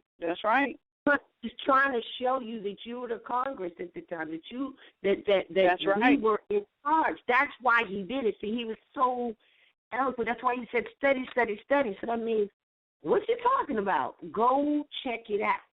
So just in that, now the Articles of Association, that means this is something that's being associated with another, which is really what comes up to the United States of America, which we finally finalized and brought them into government proper, if you will, at that time, after they got their independence from the British or British Moors. That's why they keep going by the law of England, and some of our Moors go by English law, which is an absolute travesty, because this is the American law that we need to be supporting, not English law. That was for them. And a lot of that they're finding out is bogus, because once they came into the fold of government or here, all of that is null and void.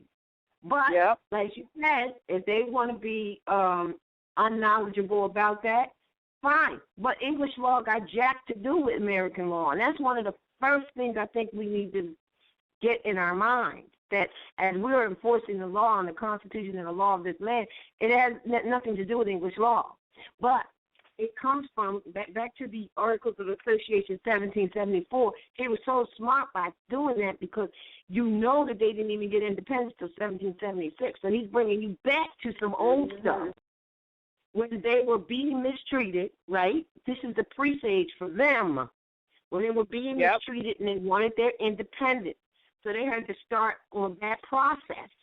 So right here, I'm just going to read the first line, and it's going to automatically, first sentence or so, and it's going to automatically set the stage. It says, we, His Majesty's most loyal subjects. These are your modern Europeans. This is not you, all right? They know their subjects. That's right. It's right there. They're saying they're subjects. But what do our Moors do? Well, if you're a Moor, you're a subject. No, you know, all right. So the delegates of the several colonies. Now, here's what they say. We, His Majesty's most loyal subjects, the delegates of the several colonies of, and then they start naming them, New Hampshire, Massachusetts Bay, Rhode Island, Connecticut, New York, New Jersey, Pennsylvania, the three lower counties of the Castle, Kent and Sussex on Delaware, Maryland, Virginia, North Carolina, South Carolina, deputed to represent them, just named who them was, right? In what? In a Continental Congress, held in the city of Philadelphia. We're talking 1774. So there's your undisputed proof that government was going on before they even got their independence, right here in what we call Philadelphia today. Bam, there it is, one line. It doesn't take a lot to get this. So at any rate, then they go on about their grievances, and they're saying to vow our allegiance to the Majesty, our affection and regard for our fellow subjects in Great Britain. So they're telling them they're subjects too. And elsewhere, affected with the deepest anxiety and almost alarming apprehensions at those grievances and distresses, etc., like that. So they start complaining about the situation on how the British left them over here to work on plantations. So this is why the prophet sent you to the 1774. Now, I'm not going to read those things. You can read yourself. Wait a minute, but continue with, but just finish that, because that's telling you exactly. Okay. All right.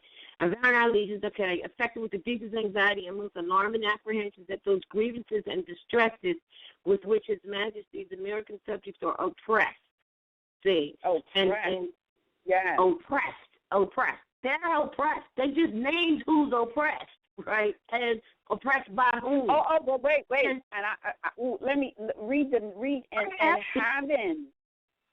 having taken under our most serious deliberation the state of the whole continent, find that the present unhappy situation of our affairs is occasioned by a ruinous system of colony administration.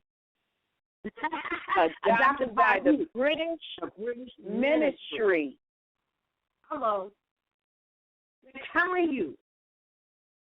And who are they writing this to? They're appealing to associate with I just want to continue that last sentence. Adopted by the British ministry about the year 1763, evidently calculated for the enslaving these colonies and with them the British Empire. So they're letting you know right there. Right there what the climate was. That's why the prophet sent us here. So that you can get an idea of what the climate was in 1774. What sponsored the American Constitution? You got to know the history of how did the Constitution of 1794 come into being written? What was the precursor to the American Constitution? You know, it was the Articles of Confederation, but what was the precursor to that? What was the precursor to that? The Treaty of Peace and Friendship. They tell you that. And again, I go back to we place our trust upon the deeds, meaning actions of our forefathers. So we listened to this and said, all right, we were down with you. If you can get your independence, that's when later, then we did what? Then we said, all right, we're going to do the treaty of peace and friendship to allow you to sell independently over here and in peace, right? Then it was, and here's the law of our land, right? For them. This is the process, right? So now, with this, well, let me see if there's anything else we want to read in here. Well, you'll just read it, and they'll tell you what their grievances are, etc., like that, and they're applying to the Congress that already existed, 1774, already there, and you know it wasn't them, because they're identifying who are the American subjects. Now, why are they saying American subjects? For British, because the British Moors brought them over here as slaves. Some people like to say indentured slaves. Well, they were slaves and indentured slaves. They brought them over here and treated them egregiously and oppressed them. So they were considered the American subjects, not you, them, right? Can I read a little more out of this Articles of Association? Yeah, because then we're going to go to the John Adams analysis letter, because that's going to really... Yes. I just want to read a little more because, look, this is the Articles of Association. Some of this is also in the Declaration of Independence, but look, it says, in prosecution of which system various acts of Parliament, that's Great Britain, have been passed for raising a revenue in America, for depriving the American subjects in many instances of the constitutional trial by jury, exposing their lives to danger by directing a new and illegal trial beyond the seas for crimes alleged to have been committed in America, and in prosecution of the same system, several late, cruel, and oppressive acts have been passed respecting the town of Boston and the Massachusetts Bay, and also an act for extending the province of Quebec, that would be in Nova Scotia, or today called Canaan land,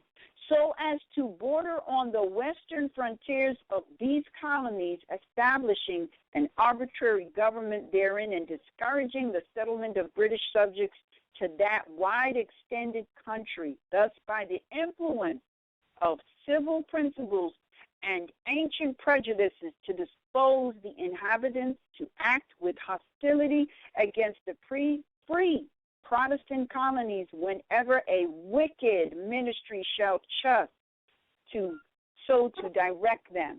So they're letting you know right there. Now, look, I just want to point out, because even in this little blurb, they are talking about there's been several acts passed they know not.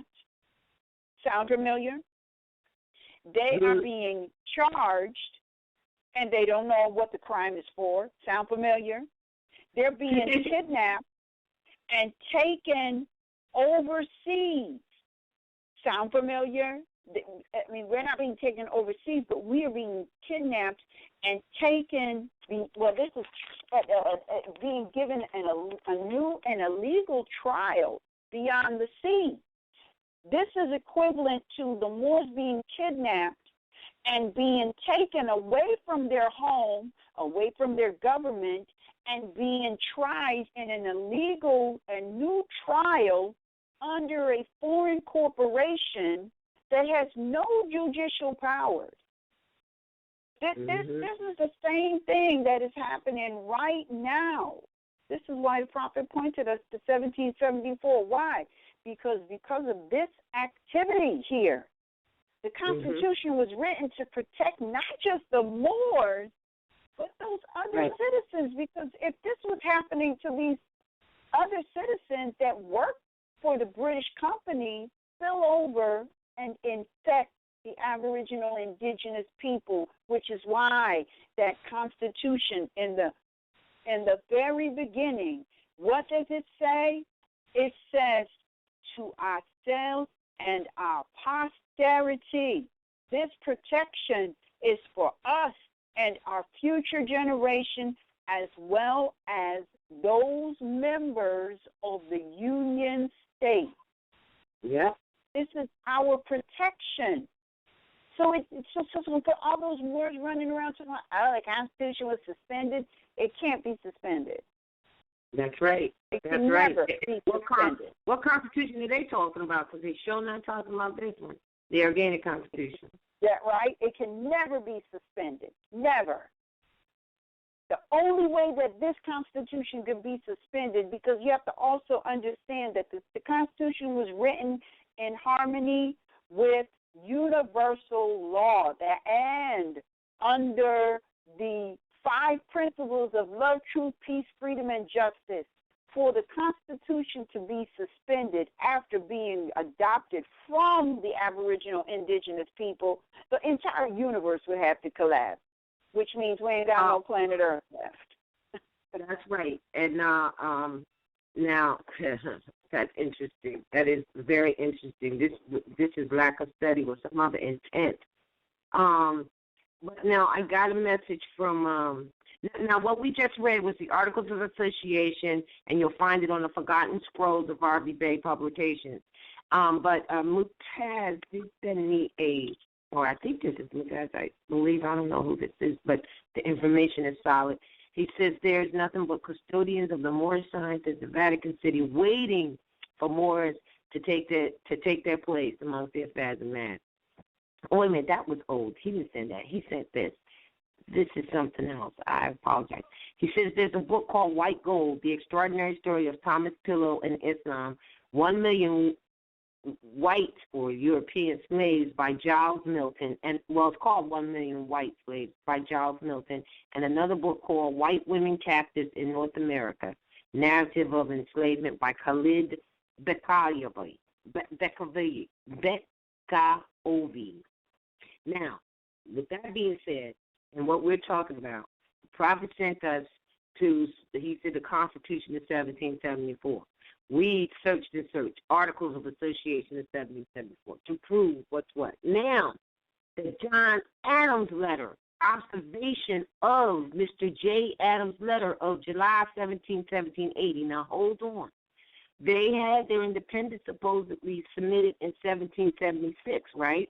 4 years later, they're asking for a treaty of commerce. And I say this again so our Moors can stop trying to effectuate their national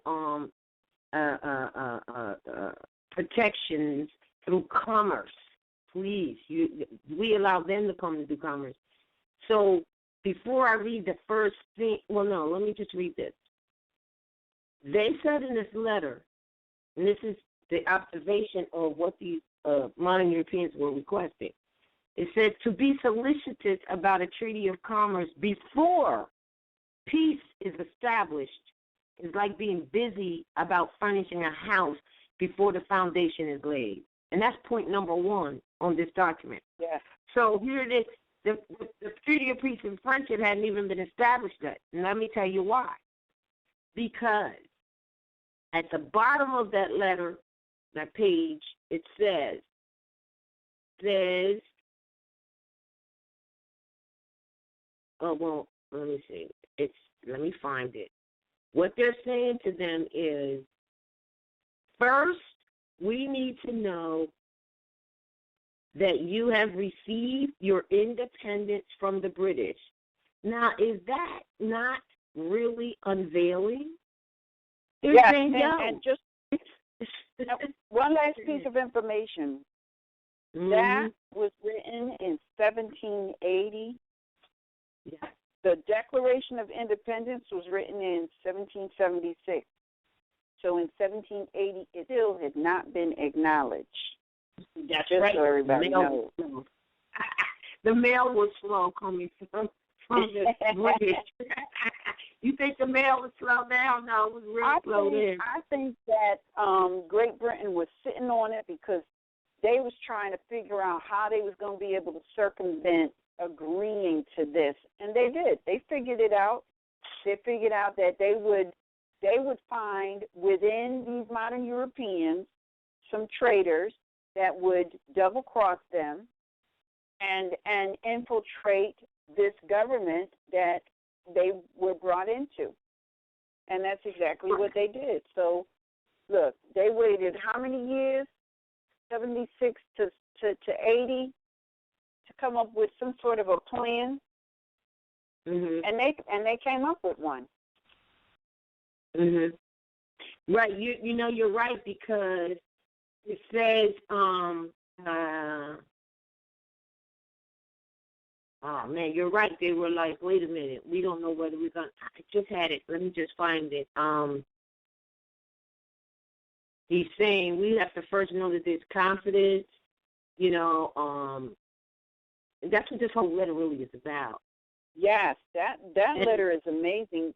And you know, look, and I'll say that this is right in the congressional record. So this is not, you know, some special stuff that, I mean, and it's a PDF right out of the congressional record. So nothing was altered, not on our part. Now, there might have been some alterations as it was being implemented into the congressional records, and you can do some reasonable analysis and determine what that is. There were small alterations, but there's enough there for you to see that just what the climate was, what was going on, you know, that these modern Europeans really, in 1776, they weren't free. In 1780, they weren't free. Right. They were waiting for some acknowledgement. Because it says to propose a treaty of commerce which must be founded on confidence in a union is equivalent to an alliance. That's what they're saying. And then it says a person may be furnished eventually with plenipotentiary powers, right? Right. Eventually, like they will be arrogant. Like that's why the first thing says, wait a minute, who do y'all think y'all are? You know, like you want to get a treaty of commerce, and we don't. It's like furnishing a house before the foundation is laid. You don't even have your independence yet.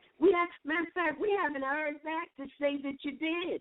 And when we do, then we can talk about some things. You only apply and you know, for that independence during war, you know, during the war. But I'm trying to find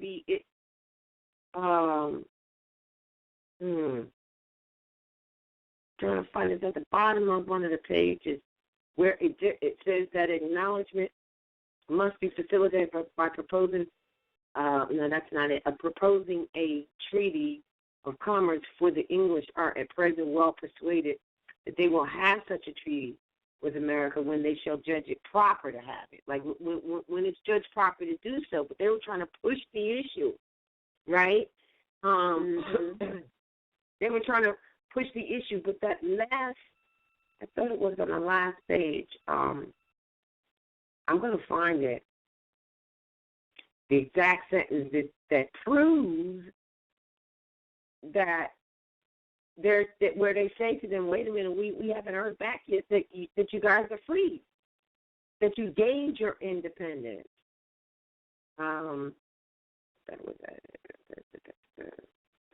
Okay, it is necessary, first of all, to obtain from England an acknowledgement of the independence of America, and that acknowledgement must serve as a foundation for a treaty of peace. Is right there, because remember when they say in America, they're talking about them as American subjects through our brethren British laws. So you got to know that already, so you don't get it all twisted, because a lot of people don't know the difference between American land, United States of America, you know, United States. They don't get that. So you have to know those things so that you're able to receive it. So it is necessary, as they say here, to get notice from England, or Great Britain, I'm sorry, that they have been free. Now I'm just lost with it. It is necessary, first of all, this is in writing, to obtain from England an acknowledgement of the independence. And that acknowledgement must serve as a foundation for a treaty of peace. Now, didn't the treaty of peace come after this? That's right. Here it is. But that's why the prophet could only come. But what a lot of people don't realize is it could it could only come after their changing allegiance had been acknowledged. That's the only way. That's right. So then they said, I pledge allegiance. I know. I was listening to that this past week. I forget what I was watching or how I heard them doing the Pledge of Allegiance to the flag of the United States of America and to the Republic for which it stands. Damn, there it is. There's the two. Is that the two right there again? Didn't you say in the beginning of this broadcast, there's two entities? Yeah. So it stands with the Republic to which it stands, which means if the Republic doesn't stand, neither do they. Same situation is when we walked out of Congress in Senate, and we were talking about the laws to cap that up.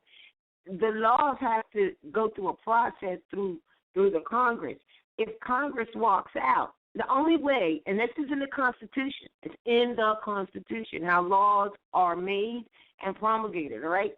Now, once it says that, like they would propose something, which is a statute, could be a statute, a proposal or something, and then the president of the Congress, not the president of the United States now, then he or she could say, no, I veto it, I don't want it. But then if they get 2/3 votes from the rest of the Congress members, it's going to go anyway, right? All right, well, guess what? The only way it will not go anyway and become a law is if it's in Senate. Well, we've been in Senate since, 1860 or 61? It's 1861. 61, meaning there's no laws that can be made. That's it. This is so important. But they'll tell you they need a law, and you got to follow. And then here we are saying, okay, that's the law, and it's sad and sinful because we're the law. We are the law. That's right. We are the law. Just to show an example of the study, going from one thing to another to the next. It takes you to the next, and of understanding some of the things that the prophet said and pointed you to, with the assumption or the presumption or the following of his directives to study. So if you don't know what he's talking about, go and try to find out. That's called study. Yes. You got to study. You really do. You just got to study because this, like I said, this is we are suffering under a mental enslavement. And, the Willie Lynch letter, what was that other document that document that you read last Wednesday, the Secret Covenant? The Secret Covenant. Now, it's interesting that in the Secret Covenant, as well as in the Willie Lynch, the way to break the hold is to link back to your history. And the King Alfred says the same thing, too. Right, exactly. Now, what's really amazing is that Prophet Noble Drelly said you have an illustrious history. Hint, hint, go study it. Yep, that's how you break it down. He says, study. Hint, hint, hint. He said, I gave you enough to save yourself. Now I gave you enough to save the nation. Now save yourself. Hint, hint, hint. He said, he referenced the Constitution of 1774. Hint, hint, hint. I mean, he has given us so many hints. We have got to get out of this place where somebody comes and spreads it all out in front of us for us and then explains it. We got to get out of that. Mm-hmm. Everybody has to study. He said there is work enough for everybody. You know why? Because there is so much that needs to be studied. Yes, before you can study to try and free yourself, you have to first know your history. Where are you coming from? History and law cannot be separated. Where are you coming from? What is your lineal descent line? All right, and for all you sons out there that think your line is your father, you better correct that, because if you think it's your father, you're trapped. All right, Really not. Yeah. No disrespect. Just absolute. Yeah. So he gave us a lot of clues on how to free ourselves, what we got to look for. He said we're going to need each other more than ever before, but guess what? We can't help each other until we have first studied our history, where we're coming from, what happened, what got us to here, and I don't mean study this 300 years of slavery. That's not what I'm talking about. We've got to know what happened that got us to this. I already know. But everybody has to know. Once we get where we're coming from, then we can start looking into the law. Then we can start looking into breaking down these corporate chains they have around our neck, which is a violation of national and international law. However, let me tell you what we don't want to do. Before we do all of that, we do not want to be trying to jump into trying to claim a house, trying to get a couple of cars, all right? Trying to get some Federal Reserve note.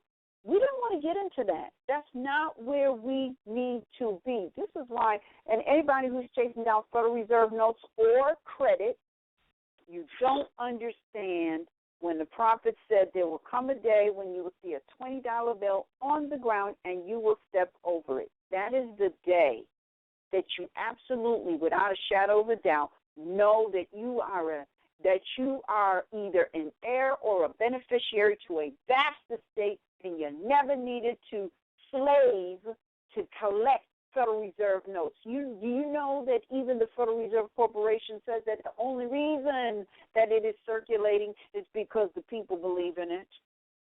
That's right. You should read this article, Tajwood, and it's really pretty good. It's called Faith, Fiat, and Dislogistic Families, and you will find it on the Religious Controversy page. But also the prophet, what you're saying, he also said, you are rich, my children, you are rich, based on, the fact that this is our estate, our vast estate, So you would know not to chase after the fiat or go into what do they call the credit? I'm the creditor. Now they're going into I'm the grantor. And you talked about that the other day, is that this was already granted to us. So no, you're not that. It is absolutely not that. You're the beneficiary, and this is your estate. And the title to the estate is RVBey and Ali. And I don't care what anybody else tells you. That is the absolute truth of the matter. There's something else that, like what you're saying, God just slipped my mind, but I'll get back to it again, because we keep going after the wrong thing, and I think that's what you're really you are saying, is that we're approaching it wrong, but it only because of the lack of knowledge, which has been said. Oh, I know what it was. Here's a good food for thought to get you thinking. If the history that they have, that the modern Europeans and their institutions have put before you, only goes back 300 years for the most part, not even that should tell you right there something's wrong, because they're talking about themselves for the most part. They're not talking about you.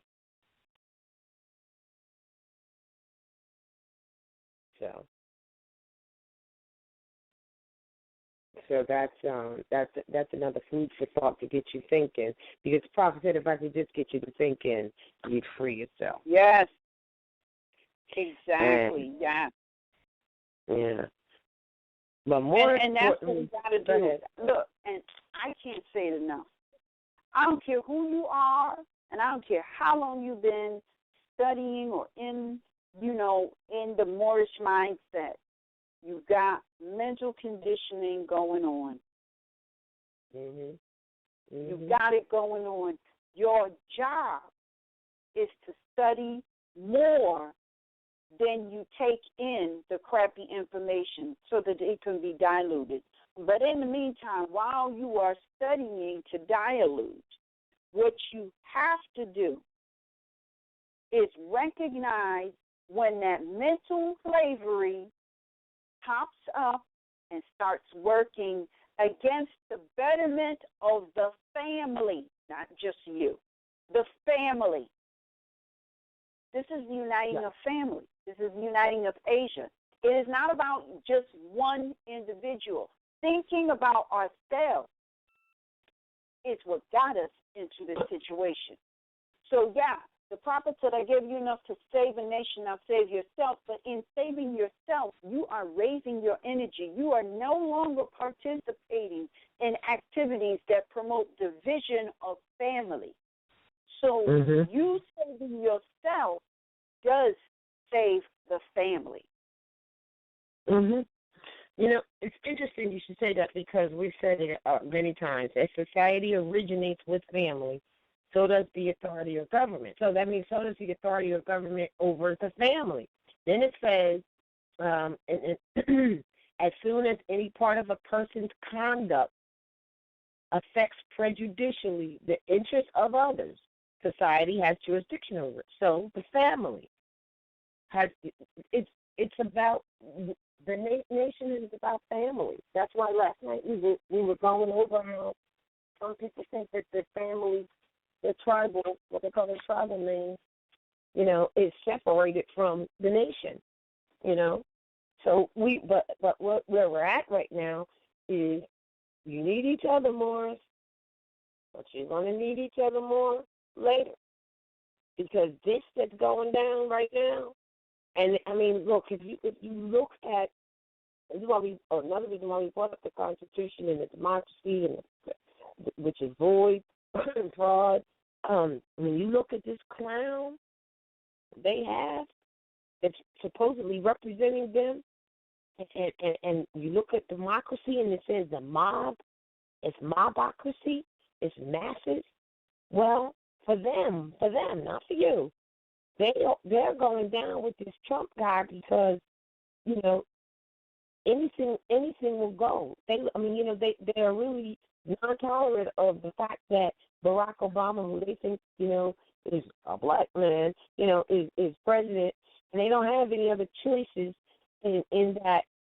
It really doesn't matter what choices they have. To us, it ought not matter if we were in our rightful place. But again, the universe is showing you just how absurd and out of order this thing is, and the fact that, you know, the world is waiting for Moors to take their rightful place, to link themselves back. And check this out. The prophet said this. He says, "Come link yourself back to the family of nations, the family of nations, and take your place amongst the affairs of man." And the world is waiting for us to do that. So when you link yourself back to the family of nations, you have to be of a nation, not of, you know, of tribal name or Negro call it black. That's for damn sure. That's not a nation. And then you can link yourself back to the family of nations and take your place amongst the affairs of man instead of complaining all the time about this and about that. Take your place amongst the affairs. Be done until we have knowledge of nationhood, which is nothing but family. And once again, as society originates with family, so does the authority of government. So that means that you wouldn't be sitting here letting them say, well, this is the family court and we're going to take your child, or this is the family court and we're going to, you know, put you in jail because you're a deadbeat dad, and all that old dumb stuff. There's no authority over you. Islam. That's all I can say. Yes. Islam.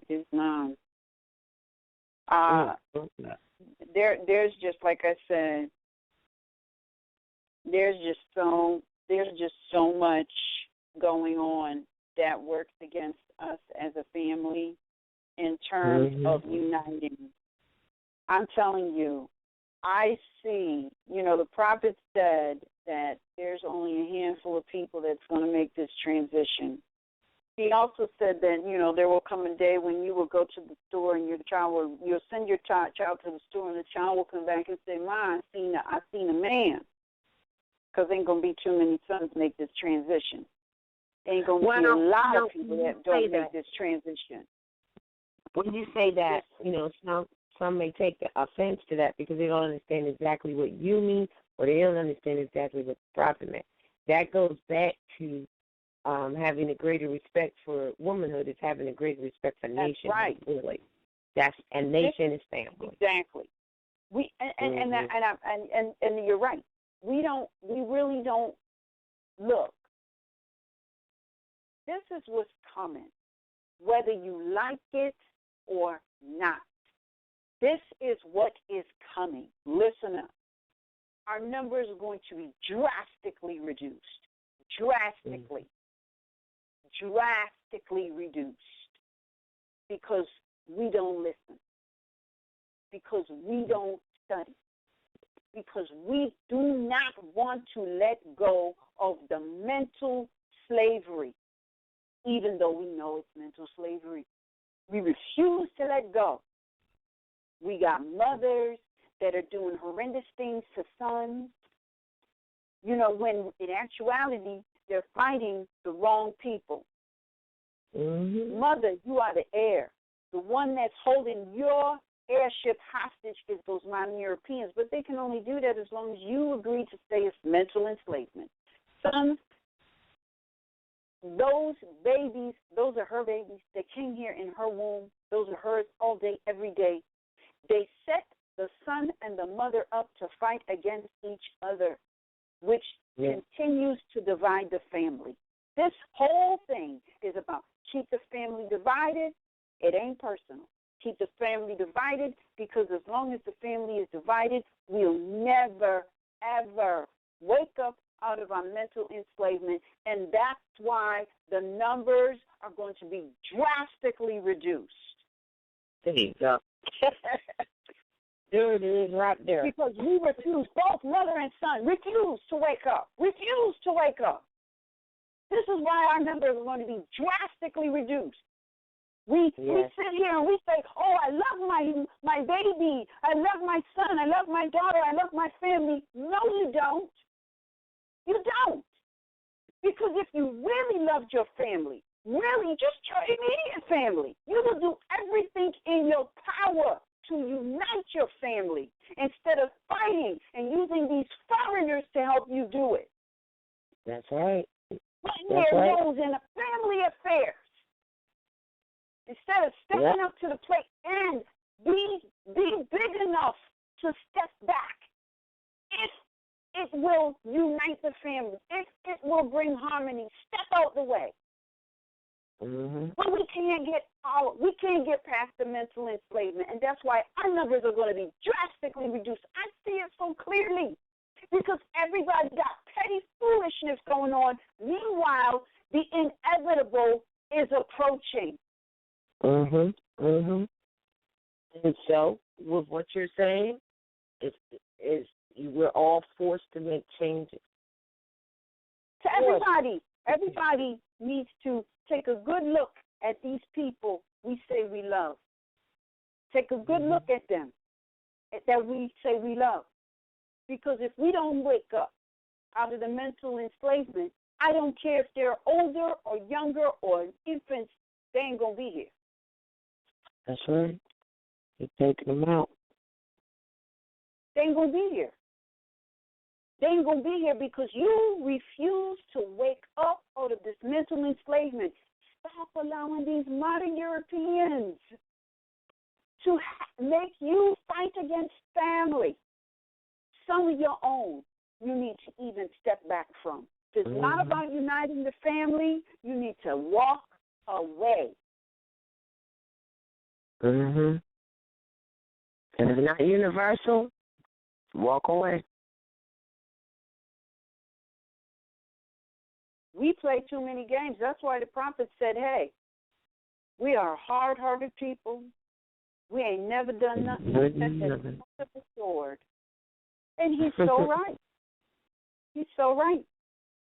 He said, I gave you enough to save a nation. Now sit down and save yourself. But no, you refuse to do that because you're such a hard-hearted person that you ain't going to do nothing except at the point of a sword. And we are moving into, like I said, the inevitable. We ain't making no changes. We yakking and complaining and participating in all of this foolishness. We're following behind the modern Europeans to our detriment. Yeah, that's the mental enslavement. You know, we bring that European mindset into things. You know, but Yeshua said the same thing. He said, I'll hold my hand out all day long to a hard-hearted and rebellious people who are not called by my name. Hard-hearted, rebellious. But when they repent from their sinful ways, and believe me, not having knowledge of sin, I will then hear from heaven, which is the mind, the universal. The man is mine, and I will heal their what? Land. Because with the land, you can grow your own food. You can do what This is what you're entrusted to. We have been entrusted to the land and the resources of the land. So we're already really trustees of that from a spiritual position. You know, we're not the grantors because it's been granted to us already. So. Yes, well, it is, hey, guess what? It's 10 o'clock. It is 10 o'clock, and that is the end of this class. Oh, my goodness. There's a lot of things talked about, a lot of things discussed, but what I would suggest that people do is to really, really sit down and think about where you are, really. Take a look at those people in your family, in your immediate and distant family that you say you love. Take a really hard, long look at them, And if you really and truly love them, you need to get every single book on RVBey Publications and study like your life depends on it, because it does. Yeah, and get more. Get all that you can, because like and the information that's on there, we already did the research and the investigation, and put it there for you to consume, and that's why it's like what we read came right out of. I pulled it down now, but it came right out of the congressional record. So we found it and we posted it up, and so. But you have to read it so that it can be received in your spirit, and not just right. yourself. That's why I told you where it was. You can go read it yourself, but it's already done. These things are done already. So, in ancient writings, and stop tripping over religion, because it only means your allegiance to find yourself back. And I think earlier today, Montiel was saying, well, that really means heritage. Like what is your religion? Is real allegiance to find yourself back. So it's all the same universal message. And so that means that other ancient writings that are of your ancient foremothers and forefathers, just because they're not in the Bibliothek, which brings you to that, like, for instance, what they call the Aquarian Gospel. And the guy says, well, he put it in his book. Well, he didn't write it. He didn't author it, So we have to be accepting and be able to recognize that once we read all this stuff, it all comes back to the one anyway. It's all the same thing, saying it in a different way. And through studies, you'll get that. So we're all forced to make changes. We need each other, but we're going to need each other more right now. We need to wake up. Wake up, you sleepyhead Moors, right now. Know who is doing what is not right now. Yes. Mm-hmm. Yes. Look, the plan that these modern Europeans have in place, it's very insidious. Very insidious. It is designed specifically, hear me when I say this, it is designed specifically to have mother and son fighting each other, never uniting. Because they will will set us up against each other all day long, and they don't need to come into our neighborhoods no more. They don't need to, because we do it ourselves. We enslave ourselves. That is called mental enslavement. They don't need to do nothing. They have set this in motion, and we perpetuate it. We refuse to let the mental enslavement go. But you know what? Everybody got free will. You can read the prophet's work, you can free yourself, or you can continue in that state of mind that you were found. That's right. If you right. Oh God, that now you're going back to the quote you said. If you don't believe in this program and this information, I'm not quoting it per se. Then take off your button, your turban, feathers, and go back to the state in which I found you. And state means state of mind, or it could mean state for all those who think they actually live in one of these corporate states. That's right. Whichever way. That's it. That's all there is. That's all there is. If we don't want to let this go, I don't care if you're a mother or a son. If we don't want to let this go, then you know what? Hey, the prophet said that if we don't wake up from our sinful ways, worse is yet to come. It's not me. This is the prophet. Worse is yet to come. He said we need to wake up from our sinful ways, and if we don't, worse is yet to come. He also said that the streets will run red with blood up to our knees if we don't wake up, and we still don't wake up. I know one thing, when you listen to that crazy candidate they got for president, they have lost their mind. They have literally lost their ever-loving mind, for real. And that lockdown that they intend to do here with that foolishness, man, Moor, you better wake up now. Hurry up. Wake up, Fidel. Wake up, Fidel. Sleep is fleeting, man. That's right. You have got to. Because here's why. It's not that it has all that power, what they're doing. It's that you think it does. And that's the mental slavery. It's that if you think that is really the authority, you're in trouble. And family, of course, we all would be. That's why we need each other. Because, it could never be more clear that they have lost their mind. They have totally lost their mind. But there's nowhere for them to go. There's nowhere for them to go, so they plan to encircle right here on this American land. Well, the real Moors, please stand up. Take your place amongst the affairs of man. Link yourself back to the family of faith. Hurry up. You got to link yourself back to the family of faith. And don't be talking about no reparations without indicating what the nation is. In case you're thinking that way, what we're trying to say is you have to link yourself back to the family of nations. You have to. And you know that no nation called colored, Negro, black, whatever else you making up today. It is. So, and the other thing is every nation of people have suffered slavery because they did not honor their mothers and fathers. That's the only reason. So. Yes.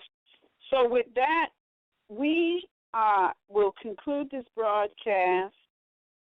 Make sure and check us out next Tuesday, the 15th, for Principles of Nationality in Action. That next week is a full week.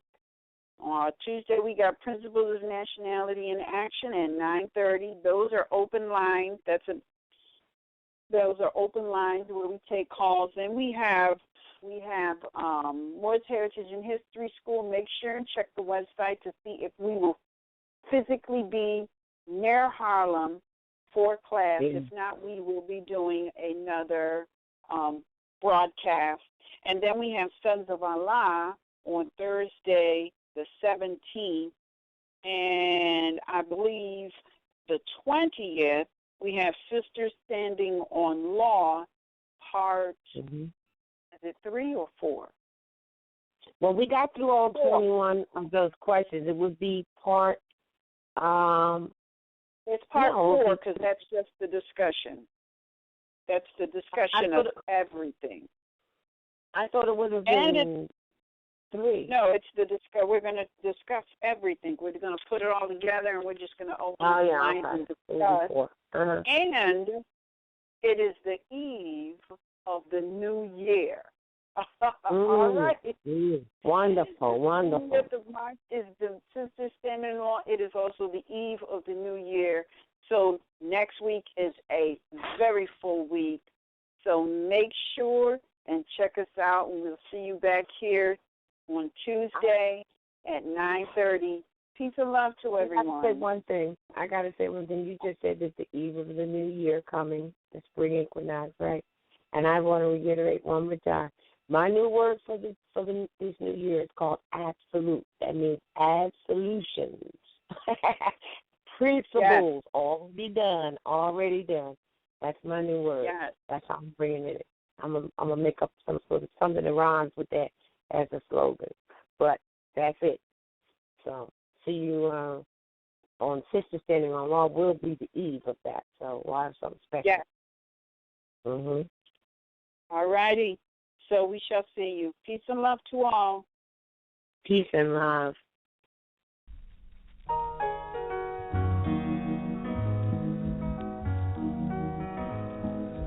Wake up, everybody, no more sleeping in bed. No more backward thinking, time for thinking ahead. The world has changed so very much from what it used to be.